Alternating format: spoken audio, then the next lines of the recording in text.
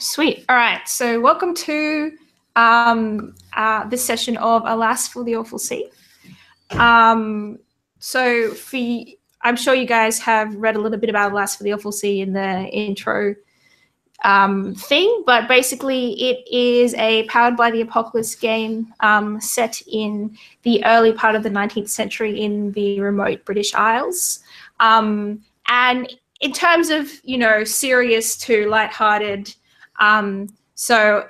this game sits somewhere between tragic and medium most of the time.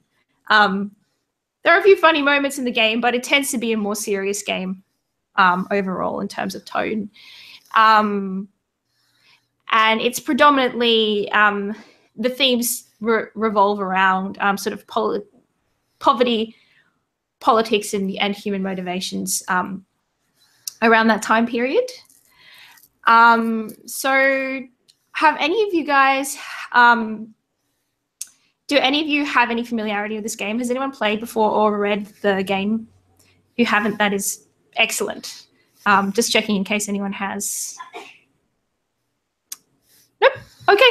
All good. I've read sweet. it. So then. In parts. Okay. Have you? Awesome. You've got it there. So what I was planning to do today was to run the core adventure, which is at the end of the book. I haven't read that. Oh, awesome! Okay. Fantastic. So you'll know the rules then, but you won't. I mean, it's a scenario, so it sort of goes completely differently every time. But as always, it's always more fun when you have no idea what's ahead of you. Awesome. So we will. One more thing that I want to mention is when we play today, we will use the X card. So basically what that is if we go into territory during the game that you guys are uncomfortable with, you can either say X card or you can make this sort of X symbol across your chest like that if you've got your camera on, and we will back off. And you don't need to give any explanations or reasons why you didn't want to go there. We might ask you to just tell us what you want to avoid, just so we don't repeat the same mistakes. But basically, it's just a safety mechanism to make sure we're all comfortable with the material we deal with in the game. And the last thing I want to say before we sort of dive into character creation is that this scenario we're playing today is not usually one that you can play in one session holistically. So I've run this scenario quite a few times, and depending on the group of people, sometimes we get all the way to a dramatic resolution in the time we have and wrap things up. Other times, I had one group that were really into character, and we literally we met, we got to the place and we met the people, and then it was 4 hours and they were like, oh. So I can't say ahead of time how far we're going to get in this game. It may be a cliffhanger ending. We may wrap things up neatly. Just depends how we go. Sweet. Okay. So, so let's jump into it. So in this game, what we are is a crew of people sailing around the remote British Isles. And so each of you guys is going to be playing a crew member. Now, mechanically, what you have is two things. You have a character type, and you also have a descriptor. So your character type is your role in the crew. So, for example, captain, cook, bosun, those kind of things. Your descriptor is more of something that describes who your character is. So, for example, they're the outcast, they're the creature, they're the lover. It's more about their personality and their history, whereas the other one's more about their role aboard the ship. So the first thing we will do is we'll just, I'll get everyone to go through and pick which of those two they want to be. So the best way I think for this is, do you guys, if you guys don't mind, heading over to the Story Brewers website on your computer. So I will share with you the link. Sorry. My internet is also very slow today because of the house relocations.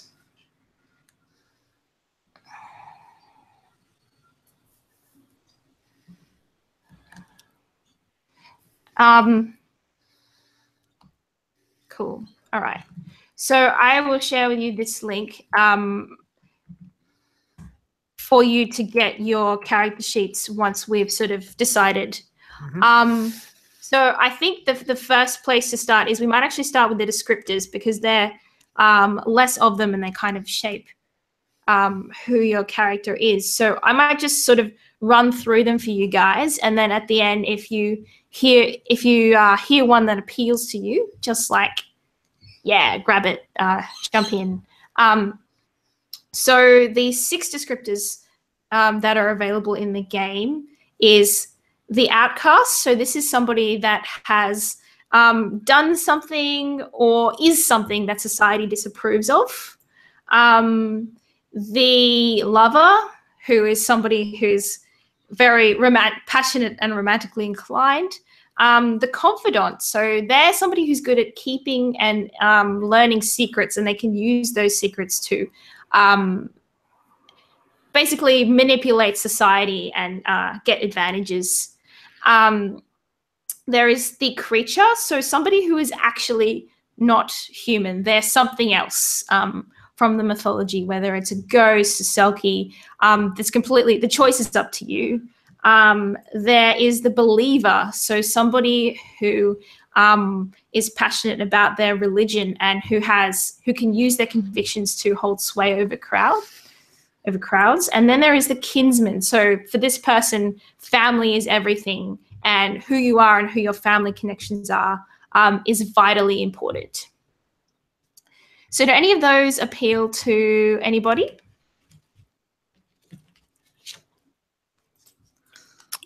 I'm feeling the kinsman. Kinsman, that's awesome. Yeah. Kinsman is one of my favorite ones, actually.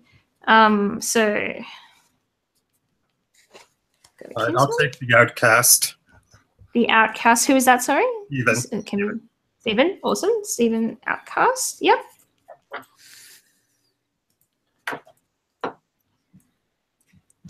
So you got some preference, Patrick? I'm good with whatever I wind up with. If you want to grab one.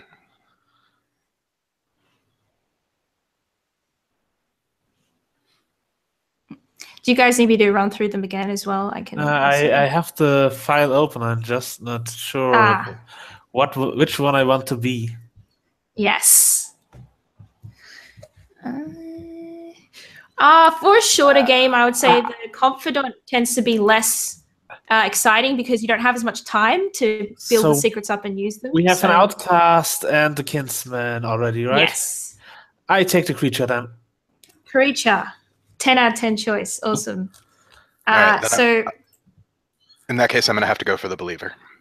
Believer. No love. Great.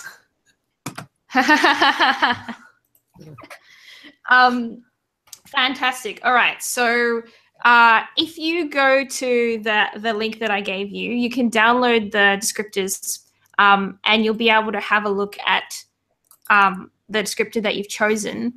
Unfortunately, I don't have fillable versions of the character sheets, but what I found, like the hack that I've been using, is just like taking a screenshot and then saving it and opening it in Paint and then like circling things in Paint. You guys may know a better way. That's sort of what I've been doing. I'll just get a pen and paper. Yeah, or you can just print it out. That's also a very good option. And then, as well as the descriptor, you will also need the character type that you want to play.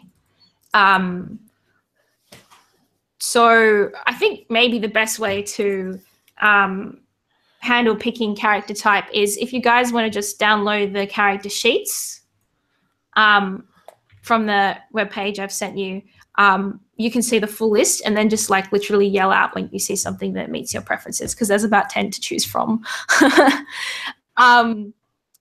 Is everyone able to access that? Or is anyone having troubles?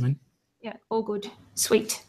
So yeah, if you just kind of browse through, and if you see something that suits you, holla.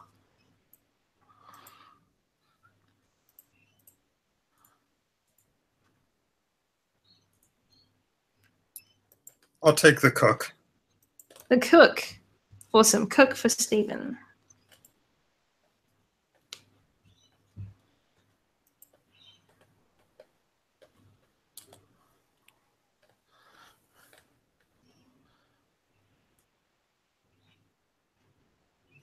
I'd kind of like to take the captain if that would be okay. 100%. Yep. Someone's got to be the captain, right? Yeah. Yeah, well, I mean, sometimes we have an NPC captain, which is fun as well. But it's always fun when somebody takes on that role as well.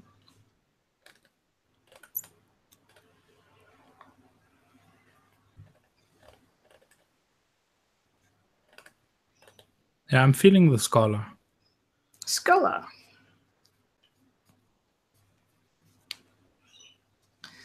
So, Philip, lucky last. Yeah, I need to look at the guys available, but yeah, I think I will go with the Strider. Strider. Awesome. All right. So now that you have picked your descriptor and your character type, and you've got your sheet in front of you, again, up to you whether you want to like quickly print it out or you prefer to go the paint option. I'm going the old school option. Old school is. Oh, I think that's probably easier. So if you just want to read through your descriptor and your character type sheet, and then you can basically start to think about who your character is, what their background might be, what their personality might be, and just start circling the options that apply to you in the sheet. Don't worry about your bonds yet on either your descriptor or on your character sheet, because we will get to those a bit later. And like, if you have any questions about what you are seeing, yeah, ask them.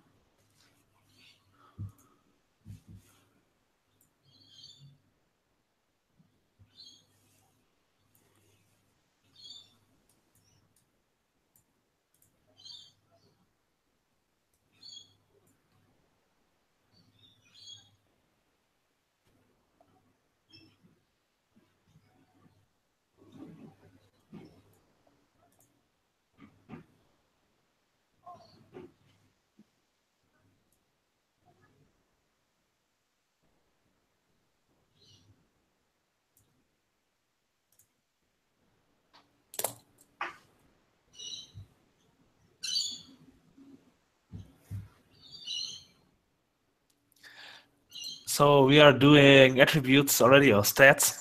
Yes. So pick, like, I would think about what kind of personality you think your character might have, and then sort of pick your stats according to that. Yeah, what's balance and what's beyond?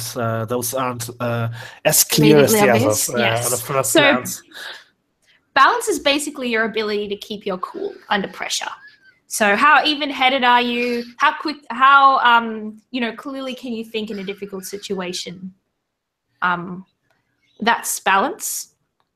Beyond is your connection to the spiritual or mystical, and how that manifests is going to be really different for different people. So for some people, it's all about the sea. They wade into the sea at night and like sort of extend their senses, I guess. For some people, that might be religious. For some people, that might involve, like in a previous game I played, there was somebody who had like these bones, basically pulled out these bones. So that's an individual thing, but essentially it's how in tune your character is and how well you can connect with the spiritual and mystical.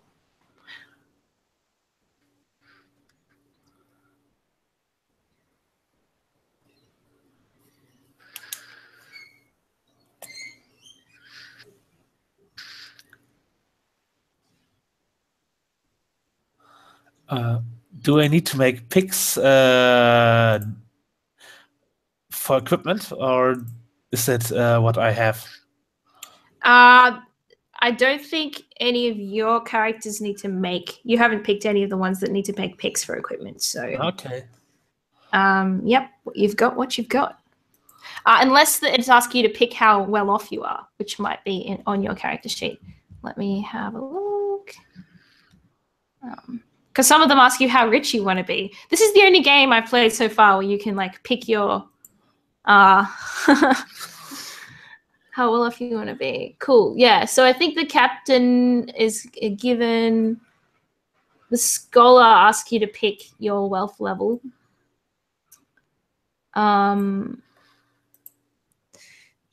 Strider. Yeah, it's a given. So yep, yeah. Nothing to pick there. You've got what you've got.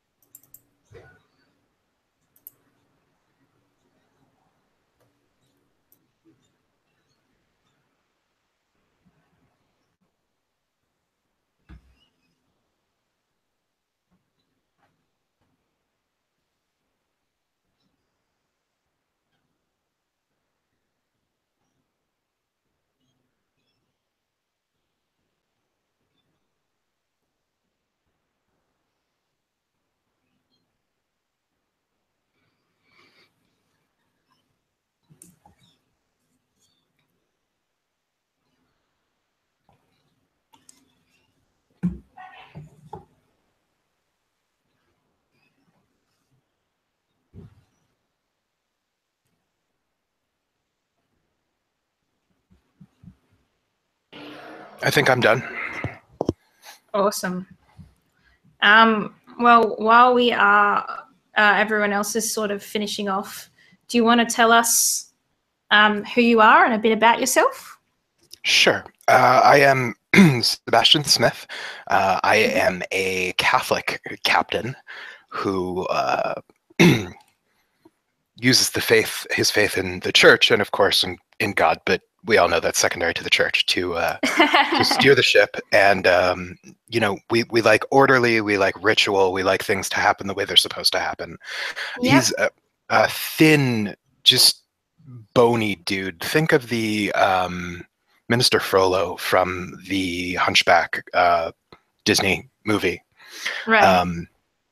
Bony face, very cold eyes, and he's wearing an immaculate naval uniform. Awesome. So you get to answer one of the crucial questions in this game, and that is, what is the name of your ship? The Holy Mother. The Holy Mother. And why is it called the Holy Mother? I mean... Well, what else would keep me safe? Well, that's great. So how did you become a ship's captain, Sebastian? I joined the Navy, and I was actually a chaplain for a while, but things got a little weird, and I wound up being in command. And it turned out I was really, really good at it. Right. And after a while, you finish your duty, and it seemed logical to pick up a ship of my own and sail the seas. Mm-hmm. And so it sounds like you run a tight ship. What do you dislike most? What's the behavior that you dislike most in your crew? Blasphemy. Blasphemy. So you have probably the cleanest mouthed sailors known to exist. Just about. Yeah, great. All right, is anyone else ready to shoot? Yep, Philip. Sorry, Yeah. yes, Philip. Yep, that's my name. I'm playing Hammond Stone. He's a man, or what passes for a man. And he, on the ship as a strider, he has a good eye for things to hunt and talent for killing, which he uses to feed the crew. And yeah, he has dark, foreboding eyes. He's gaunt, even if he devours a lot of the meat from what he is hunting. Wiry, short. Yeah, he wears a lot of trinkets on his sheep wool clothing, and yeah, like a wool hat. And yeah, he really is of the small folk of Flatiron Isle, way out in the Outer Hebrides, and yeah, he somehow came onto this ship, Right. and, now he's here, and So they. Do you want to tell us a bit more about his true nature? Yeah, they are like vengeful small folk, fae, that live out there on this island where people only come to put their sheep there and then carry the sheep away when the grazing season is done. And otherwise, there's an old Irish church chapel that has been in ruins for centuries, dedicated to Saint Flannan, and the fishermen, when they come over there from Lewis, or the shepherds, they have to do this intricate ritual where they run around the chapel with their chins and do all those strange prayers in a language they don't really understand, and they do that to keep me and my people from taking their place or stealing sheep and or stealing them. And one of them maybe broke a ritual, like he spoke before the eggs of the seabirds were collected, or he didn't turn perfectly widdershins, and that was enough to for me to follow them to the land and then take a ship and sail what is beyond my small island world. All right. Okay. So you sort of took the place of somebody else on a crew. Yeah. Was that on the Holy Mother, or was that a different ship's crew? I think that was just a small boat of shepherds, and then I, in a real port like Lewis or something bigger, I got on the Holy Mother. Okay. Which seems homely, since my folk often connect to the world through this ruined chapel.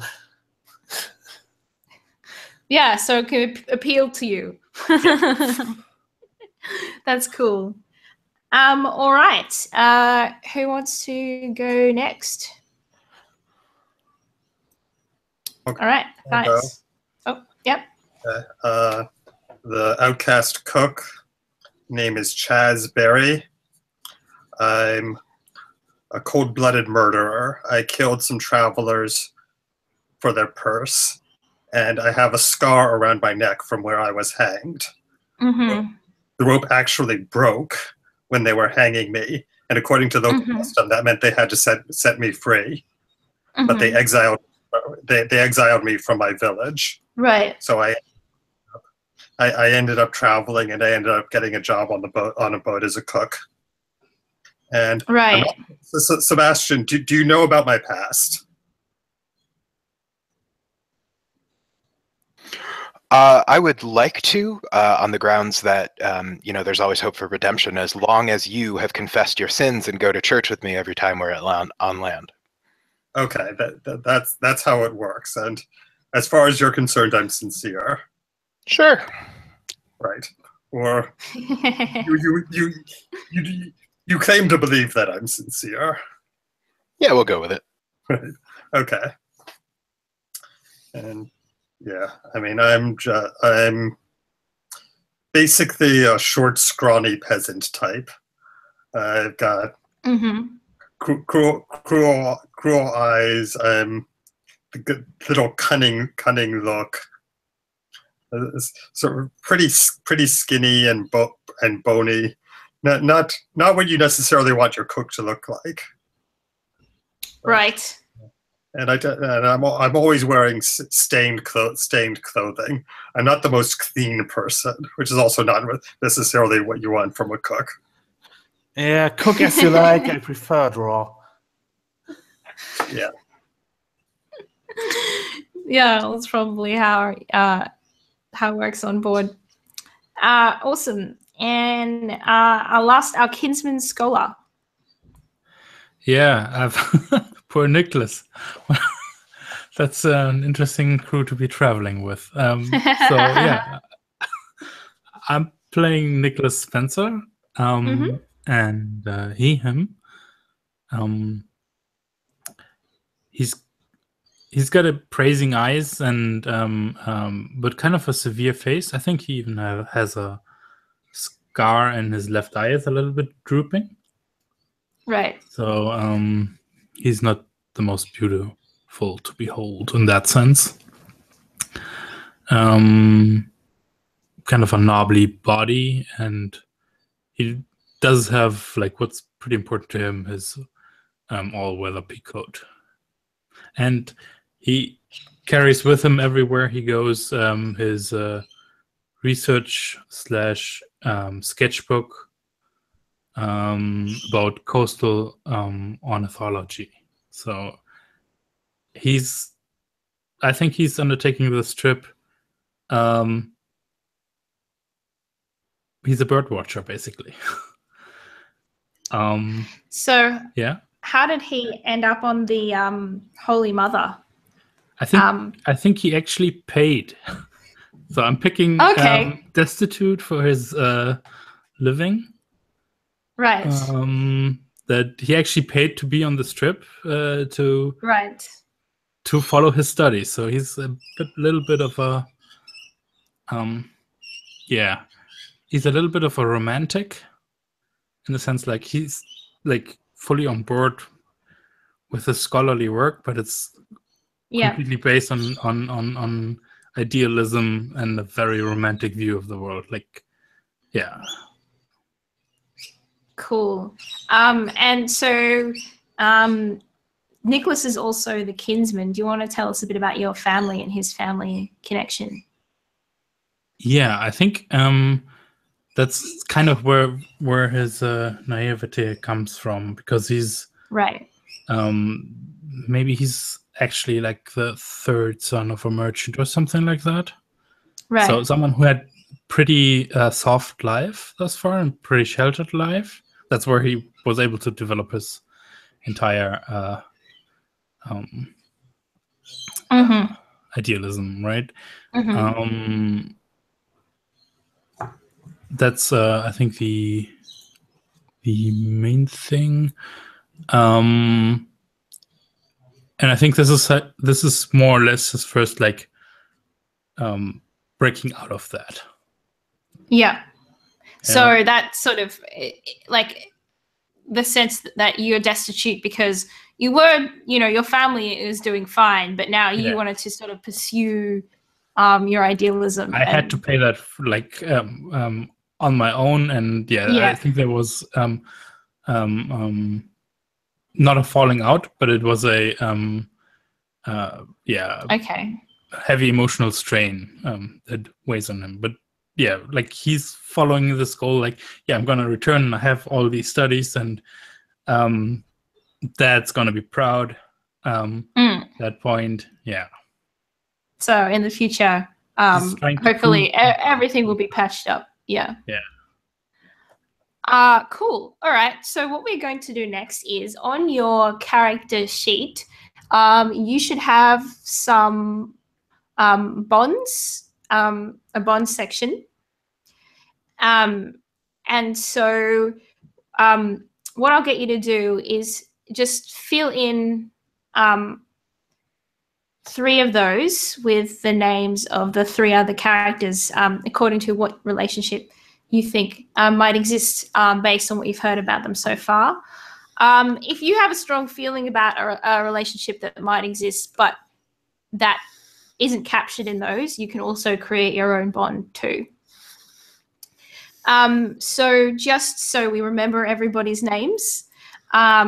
So we've got Nicholas Spencer, who is the Kinsman Scholar. We've got our outcast cook, whose name is Shaz Berry. Our strider creature called Hammond Stone. And then our captain believer called Sebastian Smith.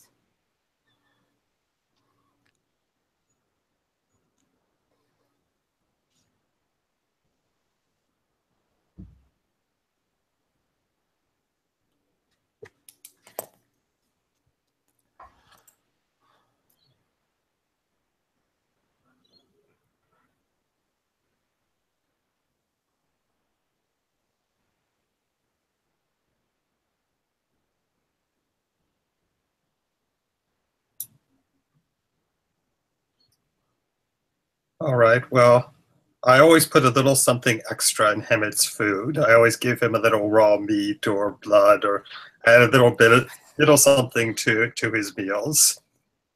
And Sebastian is the only one I really listen to. And Right. I'm actually afraid of him. Right. When my temper gets the best of me, Nicholas can always calm me down. So why do you always put a little extra in Hammond's food? Because first of all, he's big and scary, and I respect that. Mm-hmm. And second, I can tell that he likes it that way. And Nice. So you kind of get like even though you don't know his true nature, you kind of get like a sense of what kind of a person that he is, or yeah. I mean, I suspect that he's kind of like me. I suspect he's a murderer. Okay, yeah. And I think he's kind of crazy.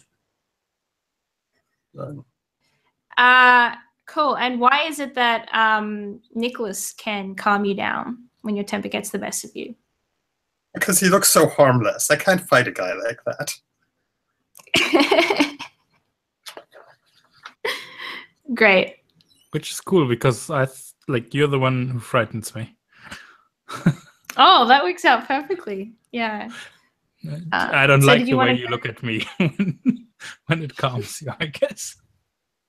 Yeah, how good a murderer can he be if he get caught? I don't think I really know that story. Like, I assume, right? Yeah, that's a good question for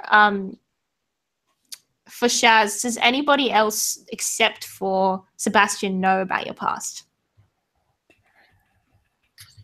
Not that I know of, but I suspect some of them they might have figured out from the scar that I'm a criminal. That makes sense. All right, next, who would like to do their bonds next? I can do mine. So Hemet once stood up to me and refused to obey a direct order. What was happened? What was the order?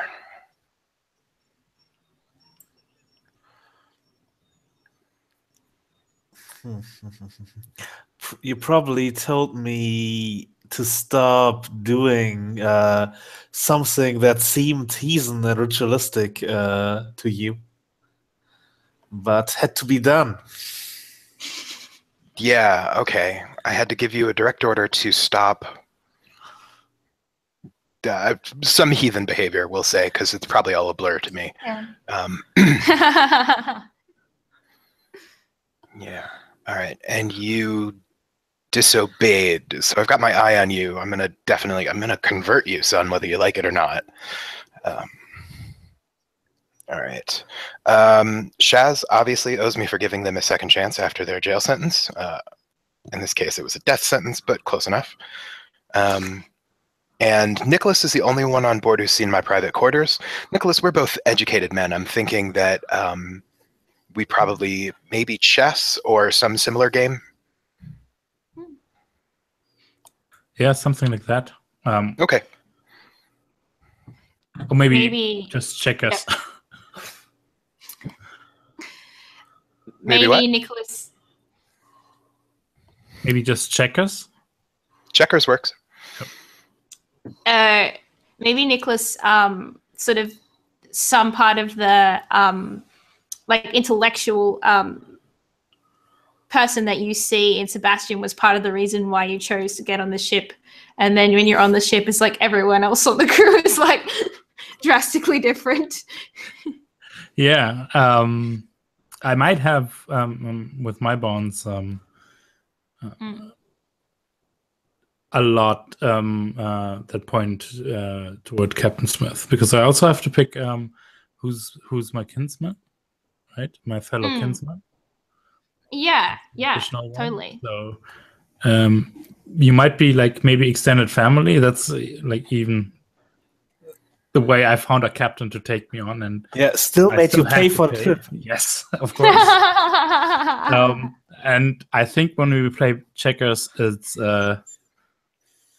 I don't think you believe in my discipline. You think I'm a fool. Okay, possibly. Right. I like it because I'm always talking about like the new ways of science and stuff. So that's already sounds a little bit funny. What does the church think about all this? But instead, I'm using that time also to study you, right? Like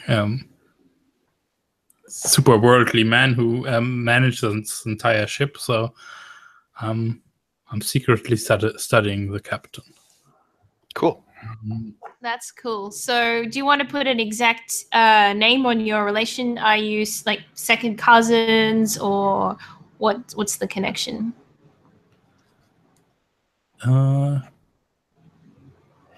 Yeah. How do you feel about that?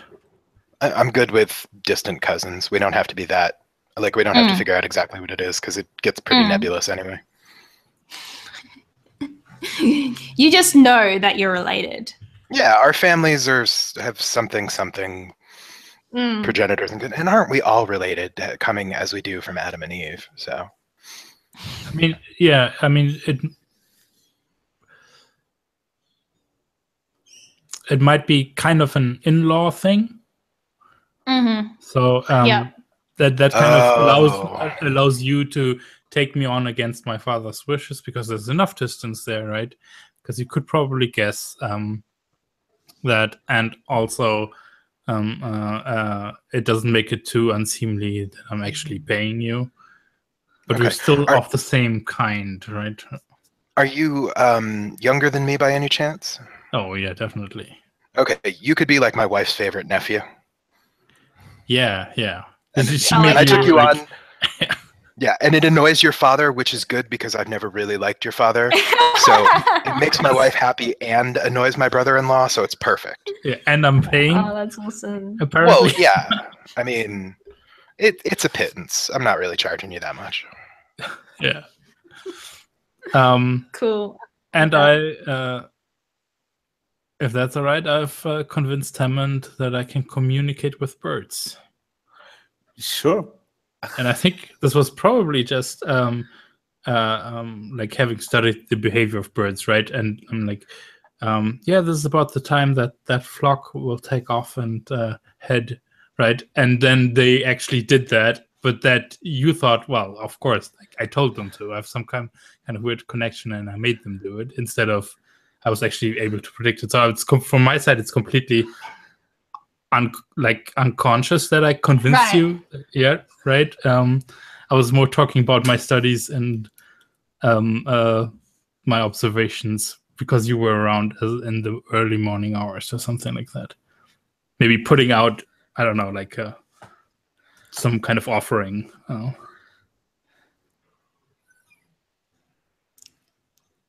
Does that sound all right to you, Herman? Yep. Or I was putting out traps. Could be either way. Or that. Yeah. But yeah, of course, I believe I know there are people who can talk to birds. So Yeah. That makes sense. yep. I like that. Cool. Were there any more for Nicholas, or is that That was it. okay? Hammond. Sure. Yeah, I think Nicholas once racked up debts and left me to pay the bill. What happened? I convinced the people that it was good to have my blessing on their house, and they didn't take as much. I still paid because that's customary. But yeah, some of it was an offer for the small folk. So I just paid Nicholas the bill because he clearly, even if he can talk to birds, he's not someone who deserves reverence as as something more than human. Me and Chess once hunted a giant seal together. I would say successfully. Okay, sure. Possibly it ended up being served in the galley. Of course, it had a very fishy taste. So most of the crew didn't like it, but Yeah, too bad it was a giant seal, so that's the next few days. Yeah. You'll have seal stew, and you'll like it. Yeah, and me and Captain Smith spent a questionable night huddled together during a snowstorm.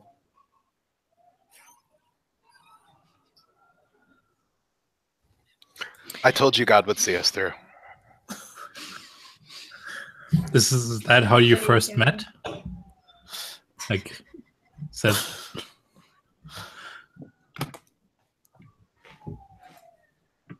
Like, was that before you became part of the crew? Could be, or could be on an expedition on land. What do you prefer? That actually could make sense. For whatever reason, you and I were stranded in a snowstorm, and that was when I decided that because we made it through of that together, I was going to bring you aboard and rid you of your heathen ways one bit at a time. Yeah. It's a long journey, a long road. Well, Yeah. Yeah, the storm was jealous of me for leaving my homeland. That would be my explanation why it was there. But yeah, if his prayers helped, maybe it's a good place to ride. Cool. So, Sebastian, what is it that your ship kind of does? Like, is it a merchant ship? Is it collecting information? Do you transport passengers? Like, what's your primary? I kind of was thinking whaling. Whaling. Yeah, sure. Works.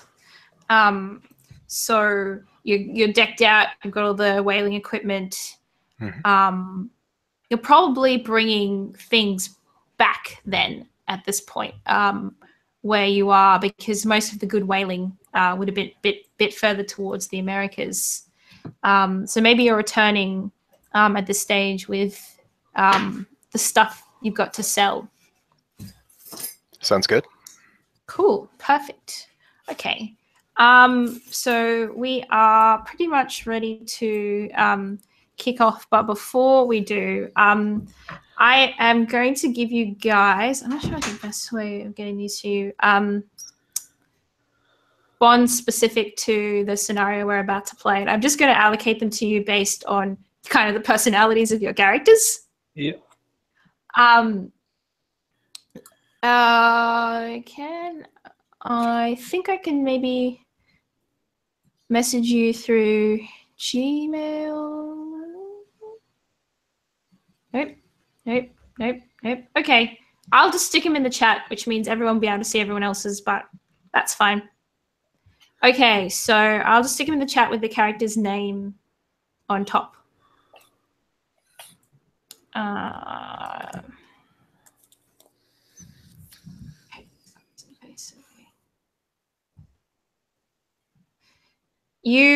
So I've never used this method before, but my idea is kind of like when this character sort of appears, so that one's for Sebastian, then you can kind of talk about it at that time, so we don't need to talk about it ahead of time.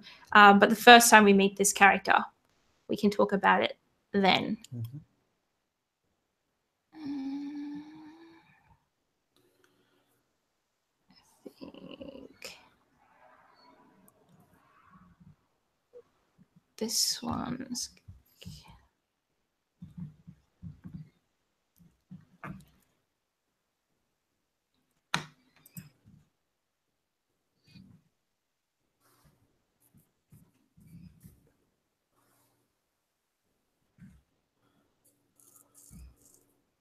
That one's for Shaz.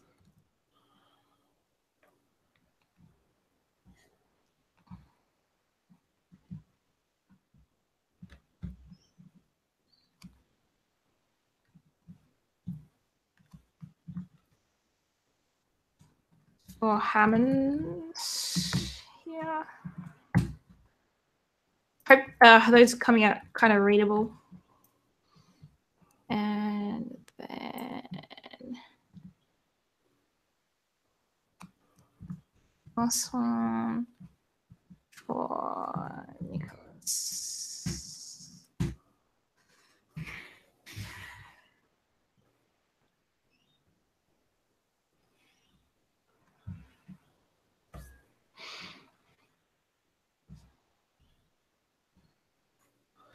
Everyone fine there? Yeah.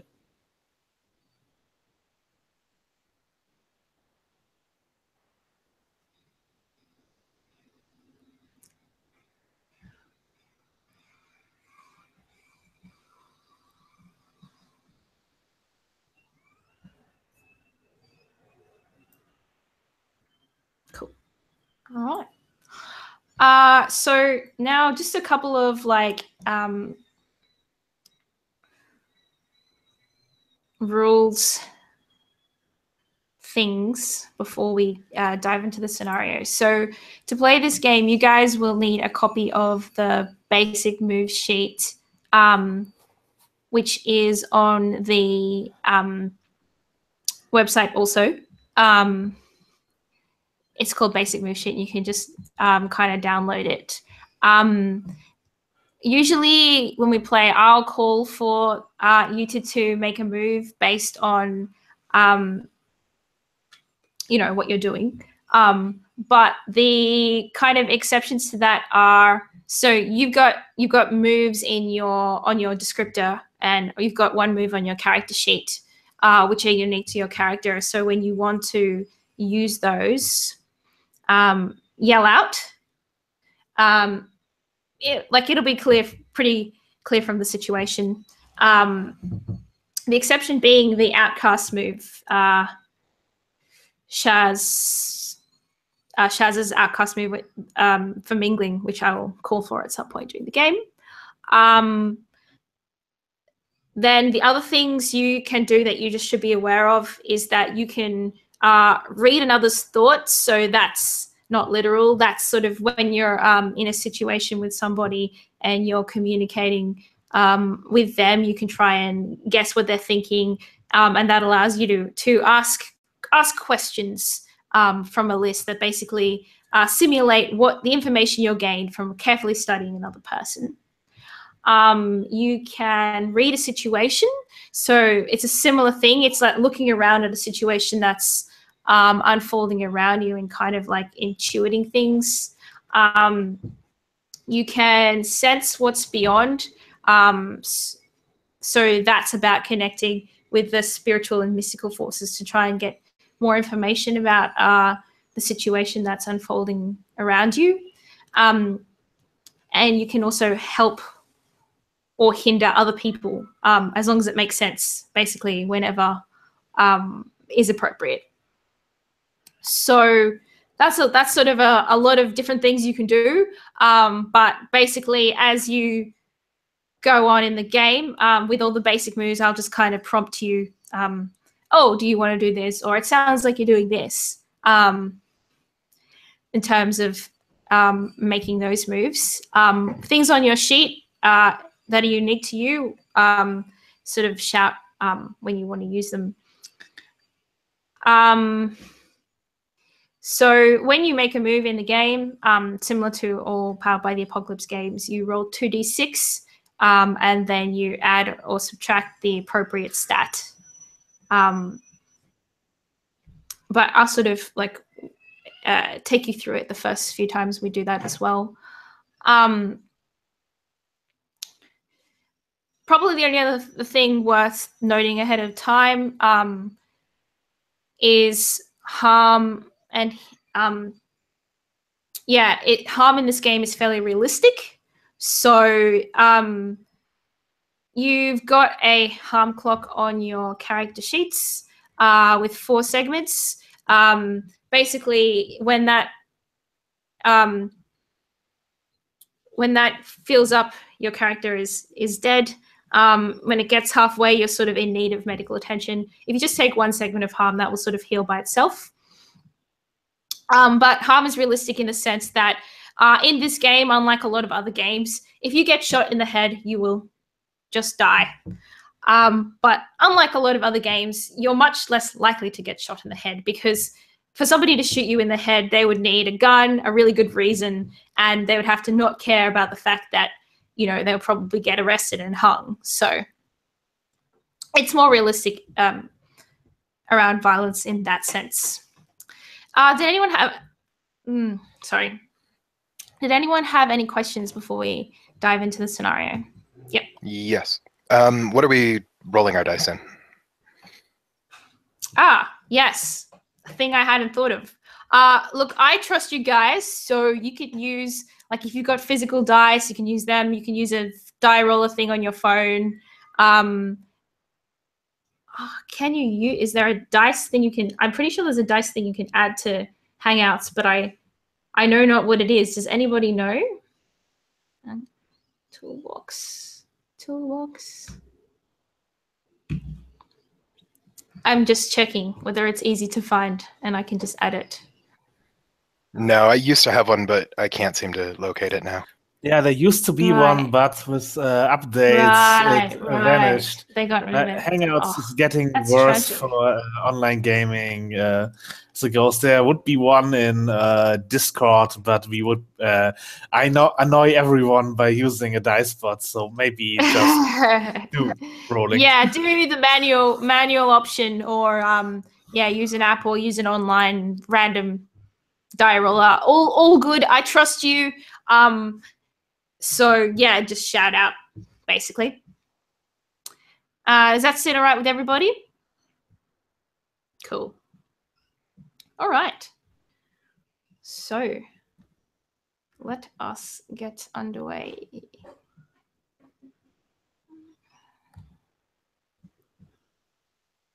This will allow me to... Oh my gosh. Oh, I also had some details about my kin. Questions. Oh, yeah, great. Should we get into that? I don't know. Yeah, so the questions are, what do my kin prize or desire above all else? I think that's family unity. What do my kin hate or fear above all else? Bad omens. What's my kin's weakness? They're very good at worrying. And what is my kin's most important tradition? And I think that's the namestays of saints. Right. Great. Because then you can worry, but you got a saint for each day who will protect you, right? So obviously the stat my kin is particularly associated with is Beyond. Yeah, that makes sense. Which also is great for that bond that you sent me. Makes perfect sense. Yeah. So as we begin the game, you are on the Holy Mother. You are planning to deliver some of the whale blubber and whale oil that you have sort of managed to extract through felching around this area.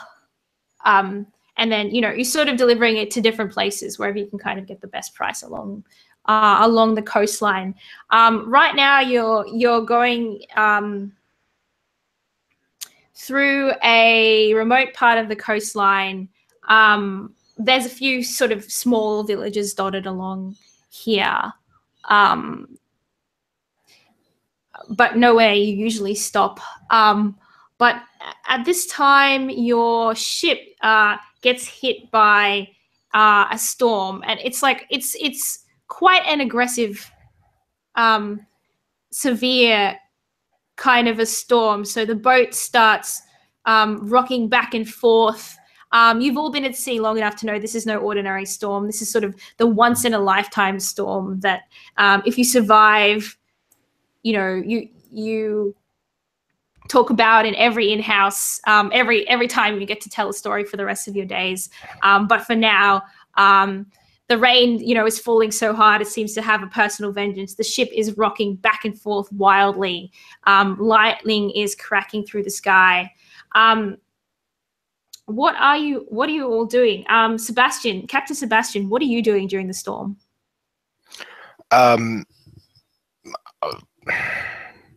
I imagine I'm at the wheel, trying to keep it steady and shouting instructions at people. Whatever storm instructions would be appropriate. Batten the such and such. Yeah. How about Shaz? What are you doing as the storm's hitting you?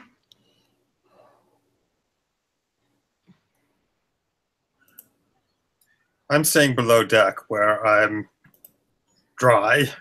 Basically, I'm keeping out of the storm. I'm tending to my duties. I'm making cups of tea so people can come down and get warm. I'm making pots of tea, and I'm pouring it out for people who come below. Yeah. So you're trying to pour out pots of tea, and it was kind of doing okay, but the ship starts rocking really hard, and one of the pots of tea you're falling sort of cracks against the side of the boat.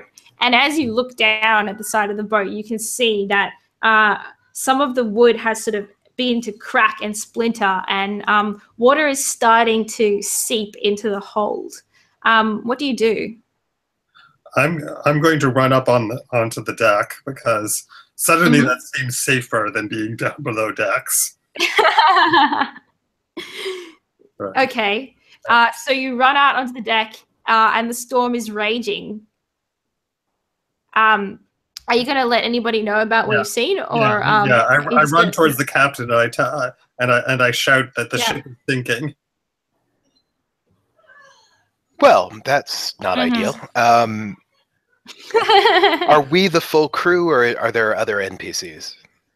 Oh no, there's 10, 12 other people on your ship. All right. Well, I will send the first mate to go check that out and take whoever he needs to see that it's cared for. Yeah. Yep. So he gives you a yep. What's his name? The first mate. or she? Elias Ward. Okay, cool. So Elias gives you a yep and like starts going down and yells for you, Hammond, to sort of come down beneath the deck and sort of help him patch it up. I will be staring into the gray clouds of the storm as if they weren't there. My dark eyes reflecting lightning, and I just know where dry land is. Great. And I have a move from my playbook, the Strider. When I'm looking for a specific location, if dry land counts as a specific location, then I can roll plus beyond. Awesome. Well, you know that nearby is the town of Greymore. You've been there before, maybe once or twice.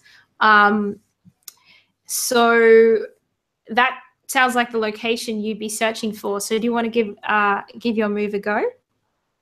I want to give my move a go. It's an 8. So I know the way. You know the way.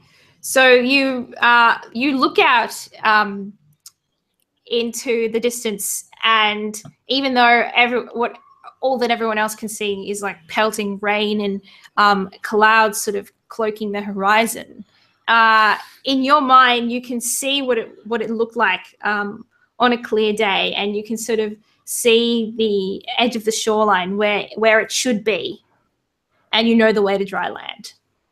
Yeah, I yell at the captain. Mr. Smith, I've once told you the storms are jealous of me, but don't worry, Greymore is that way. I point in the direction the ship should be heading. Now, hope your prayers will be answered. I'll keep the ship afloat. And then I follow Elias down into the belly of the ship. So how do you react to that, Sebastian? All right, boys, we're going that way. He may be a heathen, but he's got a good sense of direction. Good. Okay. So you're steering the ship through the storm towards Greymore. Nicholas, what are you doing while all this is unfolding? Like I was sleeping until I dropped out of my hammock and kind of half hit my head, and then was in my confusion and the shaky ground, basically half conscripted into helping someone. Great. Tie so up before and you know fasten it, some cargo, right? Yeah. So the amount of water leaking into the hold is increasing, and before you know it, somebody's handed you part of the pump and is like, pump the water, to try and keep it out of there. But you can see the ship is getting quite a lot of damage in the storm. So Sebastian, you managed to steer the ship into Greymore and basically through the waters until you hit a small alcove that is a lot quieter, not far from the storm. It's a lot calmer, and somehow you managed to get the ship into the alcove. And as you come in closer on the ship, you can see along the rocks, along the coastline, there's two men sort of like in the distance running along towards where your ship is coming in. So it's quite calm here. You can take a jolly boat into the land pretty easily, but you can see sort of by looking at the ship, it's going to need repairs pretty urgently if it's going to survive the night. And half your crew is sort of stuck under the hold, basically furiously pumping water for all they're worth. Okay, well, it doesn't make a lot of sense for me to go on land while this is happening. So I'll probably send somebody who knows what they're talking about, but isn't really important to the whole bailing out the ship thing. So not Nicholas, sorry.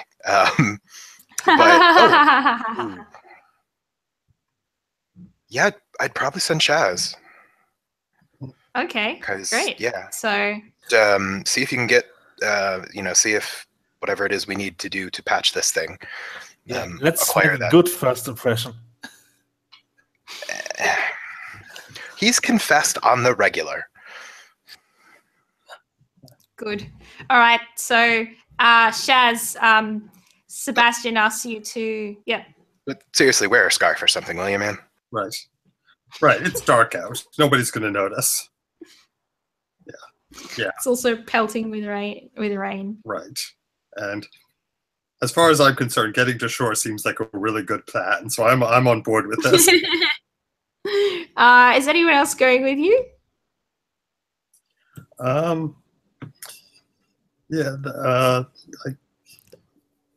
guess we'll take one other sailor with me to row, and okay, just a regular sailor, I guess. Okay, cool. So you take John with you, that sailor John that you've seen around, to row. He's quite strong, and he get in the jolly boat, and the rain is pouring down, and you pull up on the coastline, and you can see the two men running towards you frantically through the rain, and they sort of run up and beside you and yell out like, "Hello, it's the Coast Guard. Are you okay?" Right. Well, we shout out. We sort of point toward the ship, and we shout out, "Our ship needs help. Do you have any men to send out?" Yeah. So one of the men, sort of a shorter, middle-aged man, pulls off his hood in the rain and is like, "We have a shipwright. We have a shipwright with some men. We can get him to come out if you like. We can take you to him." Yes. It's an emergency. The ship is sinking. Okay. And so the other man that's with him is like, "Hang on a second." And he pulls off his hood and gives you a stare. It's a tall, lanky, red-headed boy, sort of around 22, 23 years of age. And you recognize him as your cousin, Ronnie. I think that was, yes. Yeah. So which do you want to tell us a bit about your family relationship, and which option did you pick for that one? Oh, that we have been feuding for generations. Oh, good. Yes, we don't get along. Ronnie and I have a lot of bad blood. Nice. Good. So your cousin gives you a glare straight in the eye. Does he know about your? Yeah, he must know about your past history. I'm sure. I'm sure the word has gotten right to them. Yes. And he's just like, "What are you doing here? Who said you could come here?" It's a storm, you idiot! Well, he's like, as the water's falling down, well, I'm obliged to tell you, and the other guy's trying to like shut him up to go get the ship right, and he's like, "I'm obliged to tell you that, as I would tell any criminal, that no alcohol may be taken onto shore here without paying a tax of 50% of its value. Otherwise, you could be charged and thrown in jail, or something worse. You remember that, don't you? Ronnie, shut your mouth or I will knock you down flat. Not if I knock you down first. And he's about to make a move towards you, and he kind of just like slips on the wet rock and sort of like grabs a hold of you and steadies himself. And so Will runs off to get the shipwright. And he comes back in a couple of hours, and with about 5-10 other men, and sort of they have a bunch of equipment with them, and pull a boat out. And the shipwright's quite a short man, with a sort of a weather-beaten face, and he just looks at you and looks at the rain and looks at the ship and is like, "Let's get going." So he rows back out to the ship and comes up to you, Sebastian, is like, "You're the captain here?" I'm going to be down in the hold with my guys working to keep the ship afloat. I imagine I'm trying to like get them to sing, but it's all like hymns, like "Onward, Christian soldiers." So what? Yes, I am indeed the captain. Come in. Oh, good. So then you just hear like, "What's that bloody singing? What kind of idiot would be singing in this storm?" And then steps coming down, and then, "Oh, you're the captain." Yes, I am. And so the crew's brought with him, start getting to work, sort of patching things up. But he tells you pretty quickly that this ship, you ain't going anywhere for a little while. And, you know, he can do what emergency repairs he can, but it's going to take a couple of weeks to get this back going. And he tells you to come and see him tomorrow. I think actually no, he probably tells you right there. He's like, "Look, I'm the only shipwright in town. Okay. I can fix this up for you, but I'm going to need a bit of a favor from you, or you know, somebody in your crew. So, as well as a fair price, of course." Okay. I'm listening. It's very simple. I just need some goods delivered from one place to another. And it's too much for me to you know, an old man, he says, when he's like clearly quite fit, and an old man to do by himself. So if you would come by tomorrow, we can get that in order, and then I'll start work on your ship. Okay, you mean goods delivered within the town, like on dry land? Yeah, it's about 3 hours from walk from the town. Yeah, I think we can probably do that. No worries. We'll see you tomorrow then.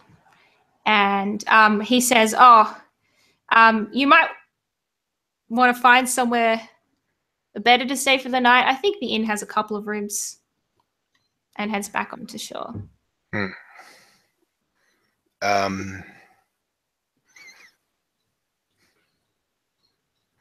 mean, if the ship is no longer taking on water, then I would be inclined to just stay here. There's no reason to rent a room.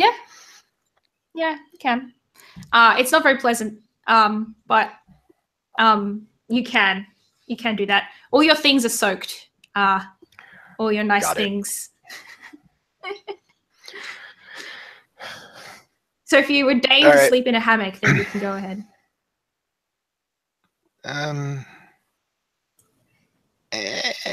No, I'm a man of comfort. All right. We're going to leave the first mate in charge because he's used to sleeping in a hammock, and he can pick a couple people, a skeleton crew, and the rest of us are going to land. Mm-hmm. Mm-hmm. Okay. I think the crew's like looking at each other, like, okay, this who's gonna have Who's gonna stay in the ship? shot? Yeah. Nice. Well, the men yeah. who have to stay behind will get bonus pay because I'm a generous man. Oh, okay. In that case, there's a large number of volunteers to stay behind. I have the first mate pick like 3. They're just going to keep it afloat, basically. Yeah, great. So you head in, and Ronnie is still there. And he just sort of watches you and trudges in after you as you head back into as you head into Greymore proper. Greymore is sort of not in the best state as a town. Right now, the shutters are down, and all the doors are locked and closed. But most of the buildings that you pass are sort of old and run down, and in need of a bit of repair. And so you make your way into the inn. It's not hard to find. It's basically the only thing that still looks vaguely open in the storm. And it has a sign outside hanging off called the Gentle Tempest. And there's a large number of you, so everybody sort of stares as you walk into the inn. What time of day is it? It's getting on evening, so it's probably maybe 8 or 9 p.m. Okay. So as we stroll in, I'm like, come along, gentlemen, everybody. Innkeep. Yes, hello.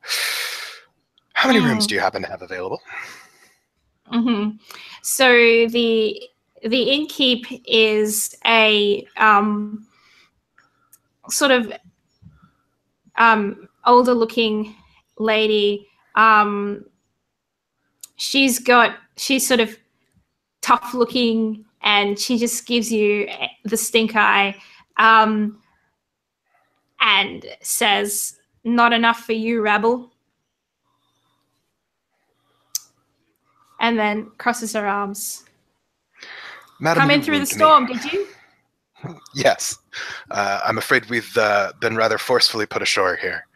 Well, look.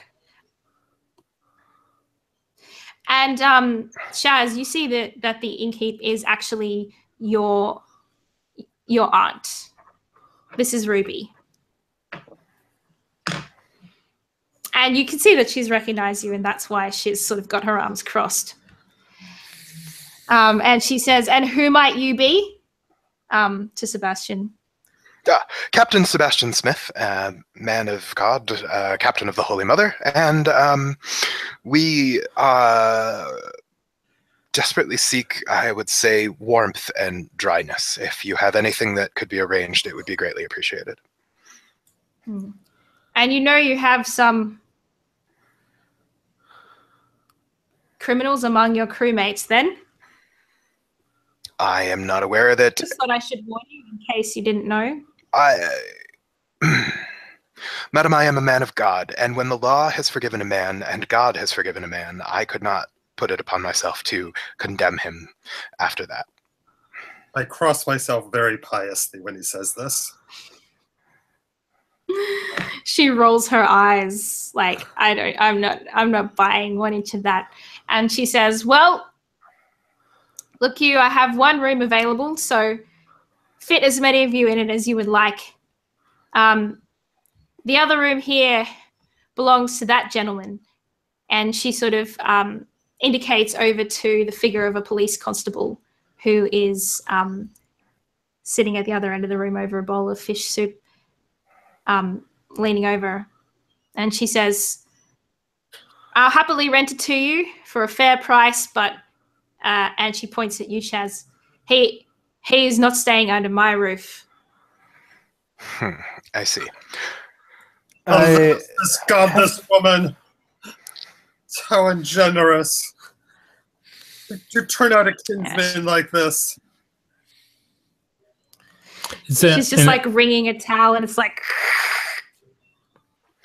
Would there be any resemblance? Like we're now like this is creating a scene, right? We're looking from her to him to her. Yeah, I reckon there'd be some family resemblance. What do you think, Shaz? Yeah, we got. So would this be? Yes. Yeah. So would this be when the family of another is revealed to you? Yes. Yeah, definitely. Yeah. So I have a move. I know your kin. Yep, you can make that move now if you like. Yeah. Oh. Even though that's with brains, that's just a 6.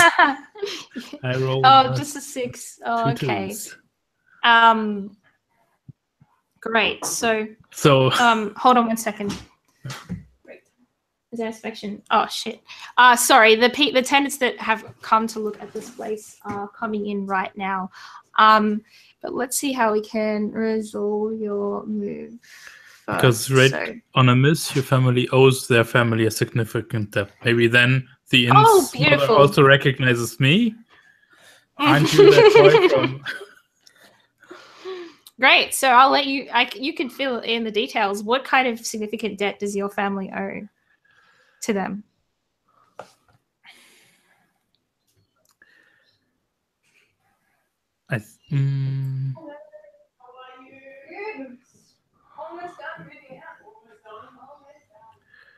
Yeah, what could it be? Like, if anybody wants to pitch in, I'm open for suggestions. Well, it's a merchant family, so maybe they ordered something that wasn't delivered. Maybe a ship went down. Yeah. Yeah, I kind of I wonder if actually it could be to do with you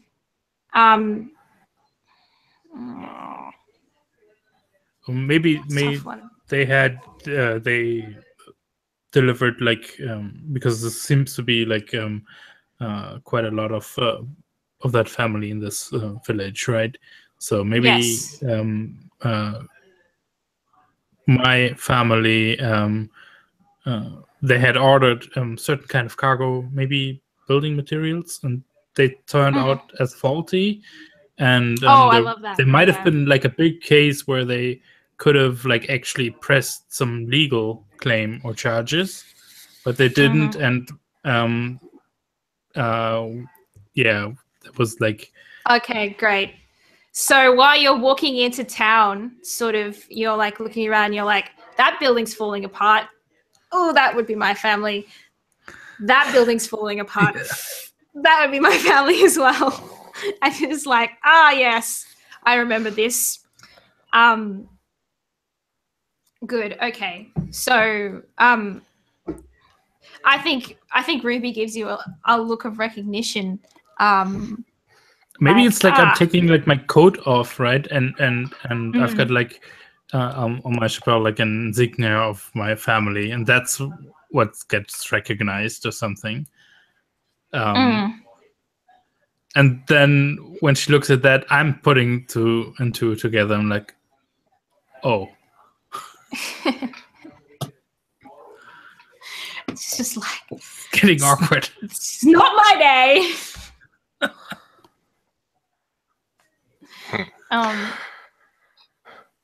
Well, madam, it seems that you are. Yeah. It seems that you're well acquainted with several members of my crew, but surely my reputation precedes me, and that would be a roll if this thing will work. Oh, that's not good. Oh no, it's the same roll. Hang on. Can somebody roll me 2d6 and I'll grab some dice on the break?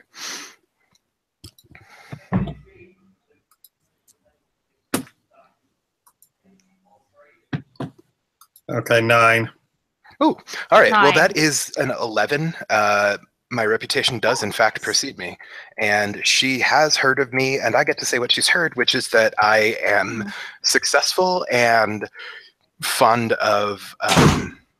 well, I'm successful and willing to pay for things without being a jerk about it. And protective of my crew, even if they're not necessarily deserving. Okay. I think that's reasonable. Yeah, cool. So she's twigging on all these things. She's looking around the room, and she's like, well, she's sort of like conflicted. She's like, I really don't like him, but he's rich. This is tough. And eventually she's like, well, you know, Captain Smith, my room is at your disposal, you know, for a fair price, as I said earlier. But I can't let him stay here. I believe I have a compromise that may work. What is that? And Shaz, bear with me, please. Do you happen to have a stable that would be both warm and dry over the evening? We've got a storeroom. It's full of fish, but it's dry. Don't worry about this. I know how to find a place to sleep for our old buddy Chess. I put my arm around Chess and tell him, you might have kin here, but there are also people of your kind. I might make some introductions. Great, that's awesome. Okay. She's like, she gives you the key, Sebastian, and she says, well, you know, while you've come to town at a great time, really great. As you can see, we've got an investigation going on. Rain, you know, hasn't stopped for days, and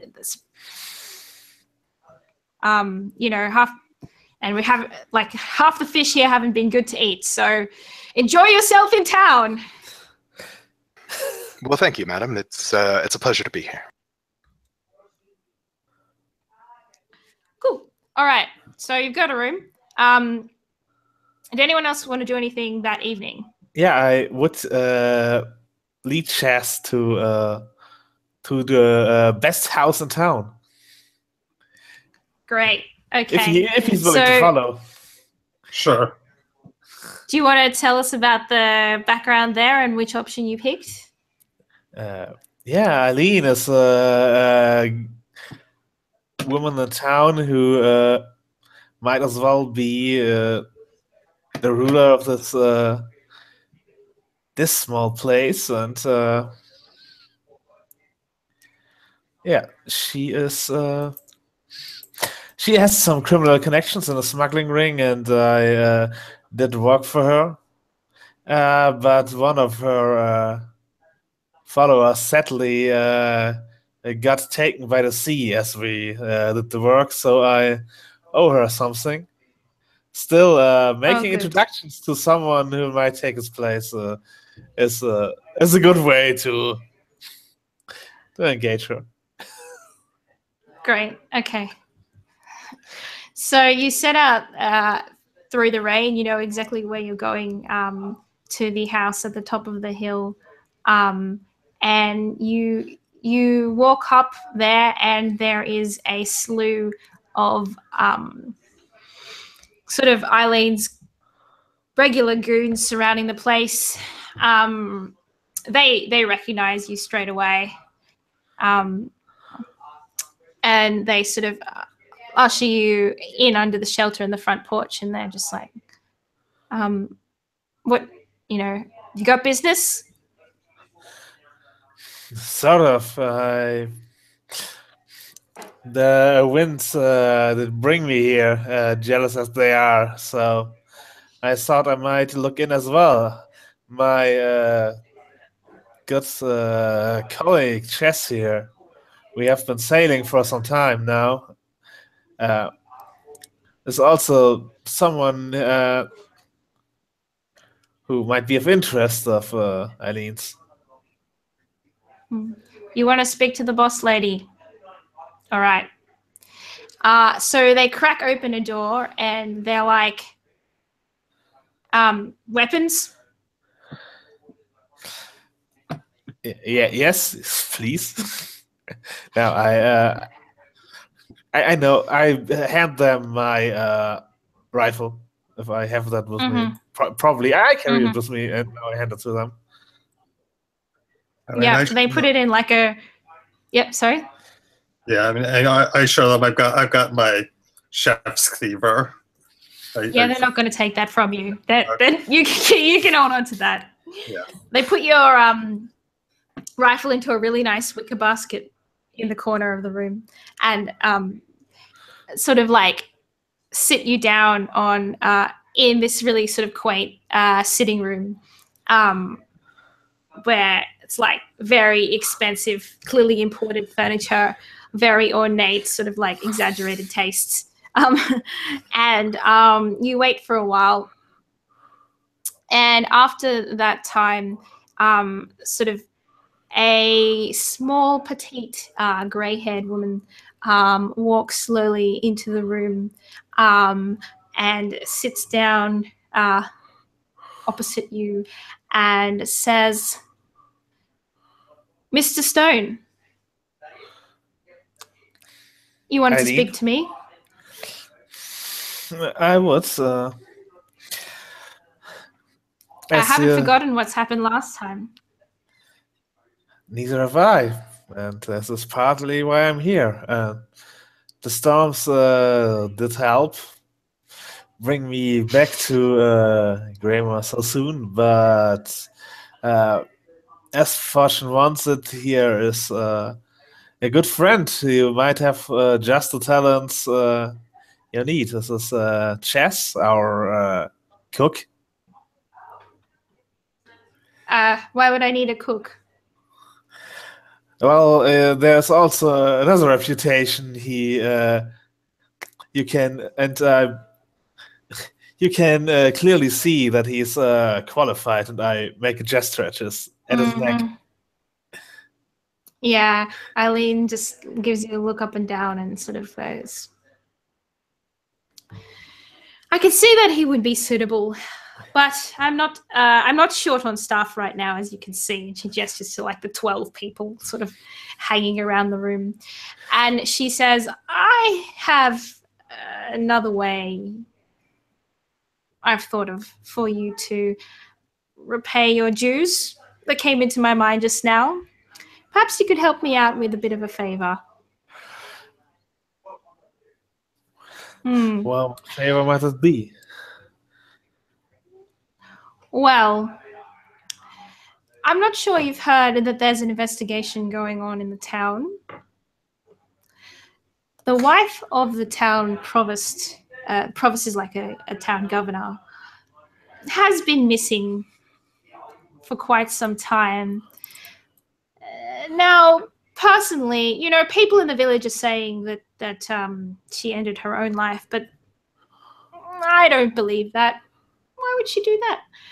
I personally suspect her son, Daniel, he's a bit of a zealot, didn't seem to like his mother very much. What I'm asking you to do is find me something I can use to prove his involvement, something that would stand up in a courtroom more or less, you know. And she gives you a look. You understand what I'm talking about? I do. I would ask for the favor of giving Chaz a place for the night. He could sleep where the rest of them sleep. And she sort of points to like a part of the back part of the house. Greatly obliged, Mom. Yeah. No worries. Perhaps you can help out my good friend, Mr. Stone, with his investigation. I can do that. Well, Hammond, I hope to see results soon. I wish you a good night. And she leaves. Yeah. Meanwhile, at the inn,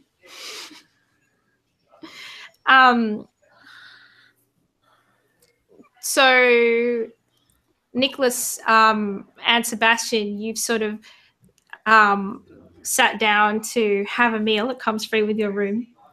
And the police officer is talking to you about his day, which has been dreadful. And he's sort of like, and then, you know, we went looking along the coastline, no body there, can't find a body wherever I look. And then, you know, we asked the whole family involved, nothing useful. This investigation is a nightmare. I tell you what, I have I'm great mind to give it up tomorrow and go back to Porth. And there's a big city nearby called Porth where he comes from. Did he tell us who went missing, or is he just complaining about someone missing? At this stage, he's just complaining about somebody going missing and about the situation in general. He's like, you can't eat half the fish around here. You know, they make you sick, and I've got a headache, and it's raining. Indeed it is. I actually, have you spoken, I mean, I'm sure you have spoken, but the provost here, Tristan, is a friend of mine from many years ago. I don't suppose he's been of assistance. Oh, it's his, it's his wife that went missing. Did you know her? Oh, no, I knew him when we were young men in the Navy together. I see. Oh dear. Well, I shall have to pay my respects in the morning, and well, I'm sorry if she was I'm sorry for his loss. Gosh, it's been a long day. I understand. Yeah, no, I went and talked to him, but he didn't really have anything helpful to add. I see. You know, as far as he knows, she just went for a walk one day and never came back. Well, most of the town thinks she just couldn't take it anymore, and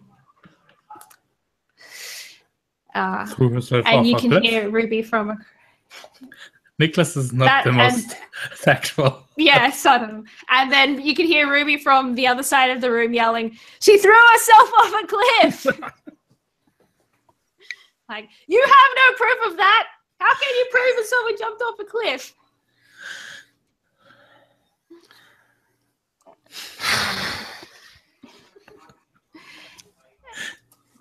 I just kind of look very sad. Yeah. Is there by any chance a messenger boy who would be able to, like, let Tristan know that I'm here and I would like to swing by in the morning? Certainly, yes. Okay. You know, around this place, there's so many people. Okay. Like, there's who have nothing to do. If you can pay one, they'll go through the rain for you. Yeah, I'll do that. Basically, just let Tristan know that I'm here and I would like to visit in the morning. And yeah. Cool. At some point, if I can flag down Ruby, preferably not with the constable right next to me, what would make you think that she threw herself off a cliff? Oh, it's just what the townsfolk say. You know, I mean, she's always been a sad kind of a lady, sad kind of a face. Yeah, ever since she got here, really. You know, and with what's going on between the provost and the town, no one would talk to her. So what's I guess going she on just... with the provost? Oh, well, you know that not me, but some other people in this town that aren't me have been involved in this alcohol business.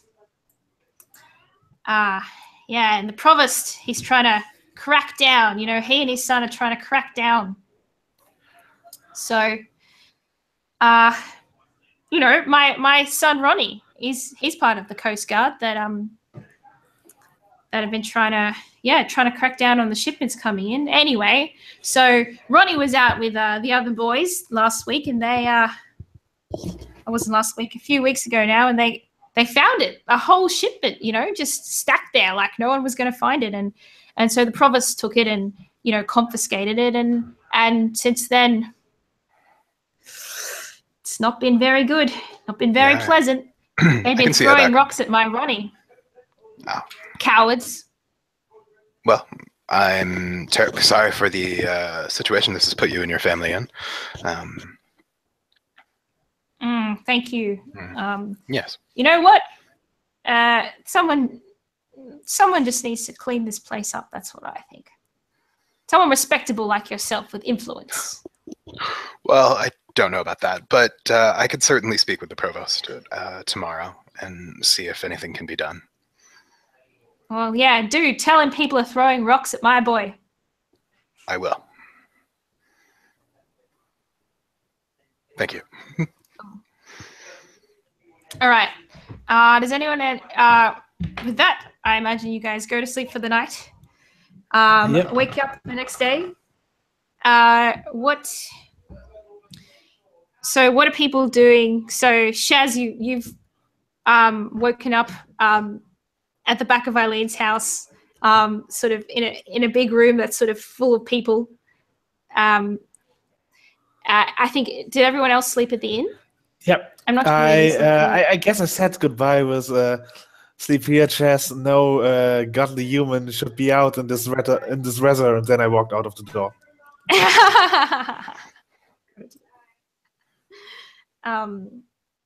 Yeah, and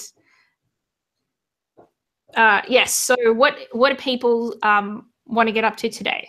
Who wants to kick it off? The first thing I'm going to do is get up, make myself presentable, and head off to see Tristan.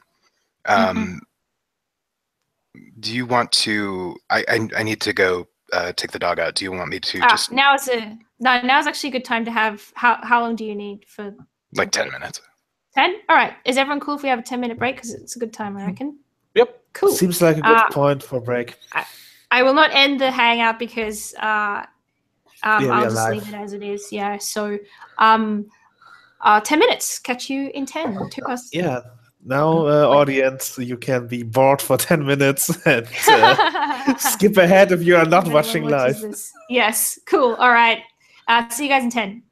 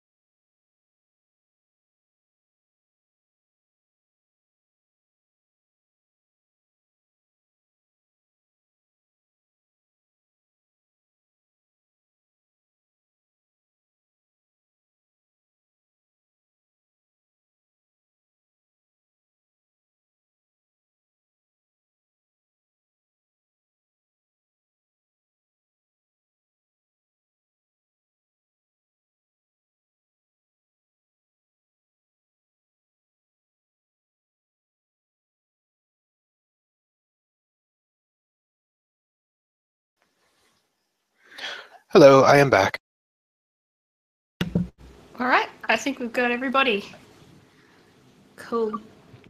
So, I reckon that Nicholas, I have that something night. quite early. Oh, that night. Okay. Yeah, sorry. Yeah. That night, you have the dream again that you have been having lately. So, do you want to describe what that dream is like for you? Can feel free to add or change. Yeah. I think got it here. I think I'm I'm falling from a hammock again, and I'm on the ship, and the storm is raging, and there's like loose cargo rolling over the floor, and I get up, but there's like none of the crew is on board. So, and I go looking, stumble on top, and like, you know how you remain on the precipice in a dream where you're like almost falling over. That's like a constant state.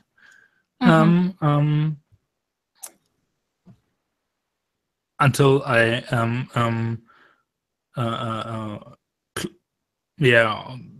clawing myself on onto something, and I like look into the gushing waves, and and I hear that familiar humming song again, like the noise of the storm drops out, and instead it's like that sad song is all around me. Cool. And you look down, and even though you know there should be a storm raging on the sea, suddenly the sea has gone sort of completely quiet and still and like clear, and there's like nothing in it, not even a single fish or anything. And you can just see like strands of a woman's hair sort of floating in the water for a moment, and then the shape of a person like made of light sort of forms itself on top of the water. It's like clearly singing, making that sound that you can hear. It's like not the not a complete clear picture of a person, but just their outline in light. Did you want to try to ask a question? Yeah. It's up to you whether you want to. Cool. So there is, I've got a custom move for that. So it is, let me find it.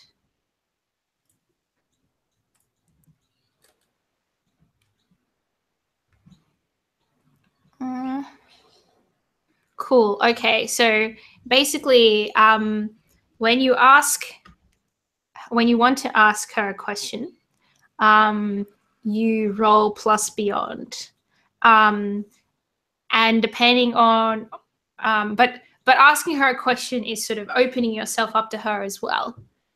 So depending on the answer, you might get to ask a question, but you also might find yourself overwhelmed with sadness and the effects of that as well. So do you want to roll plus beyond? Yes. Do I ask the question first? Yes, ask the question first. Yeah. I think what he literally says, because this can go either way, then he literally says,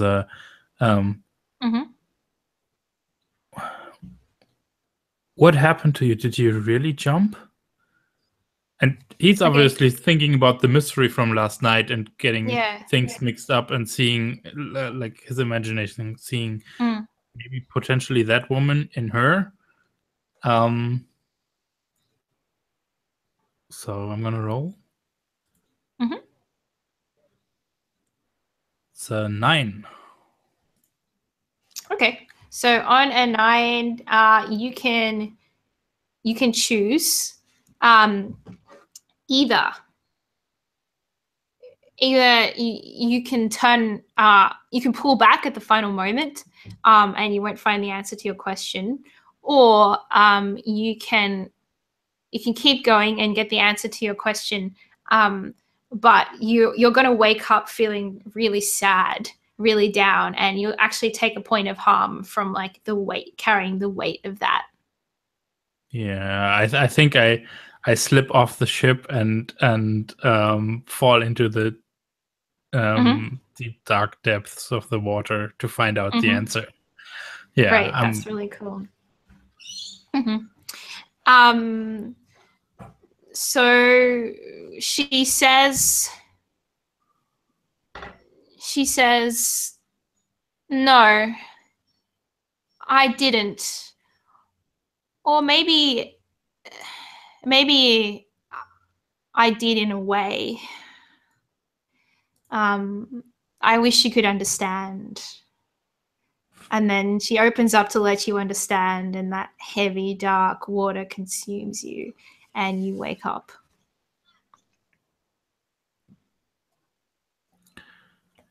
Yeah. And it's morning. Yeah, and I think I think I wake up like a little before the first light of the morning. And while all is still quiet, I'm leaving the house. I'm probably wandering over to those cliff sides. Awesome. Cool. So I'll just take a poll of what everybody is doing today, and then we'll sort of follow that. So we know what Nicholas is doing. Sebastian's going to see the provost first thing. That's right, isn't it? That's correct. Yes. Hammond, what's your plans for today?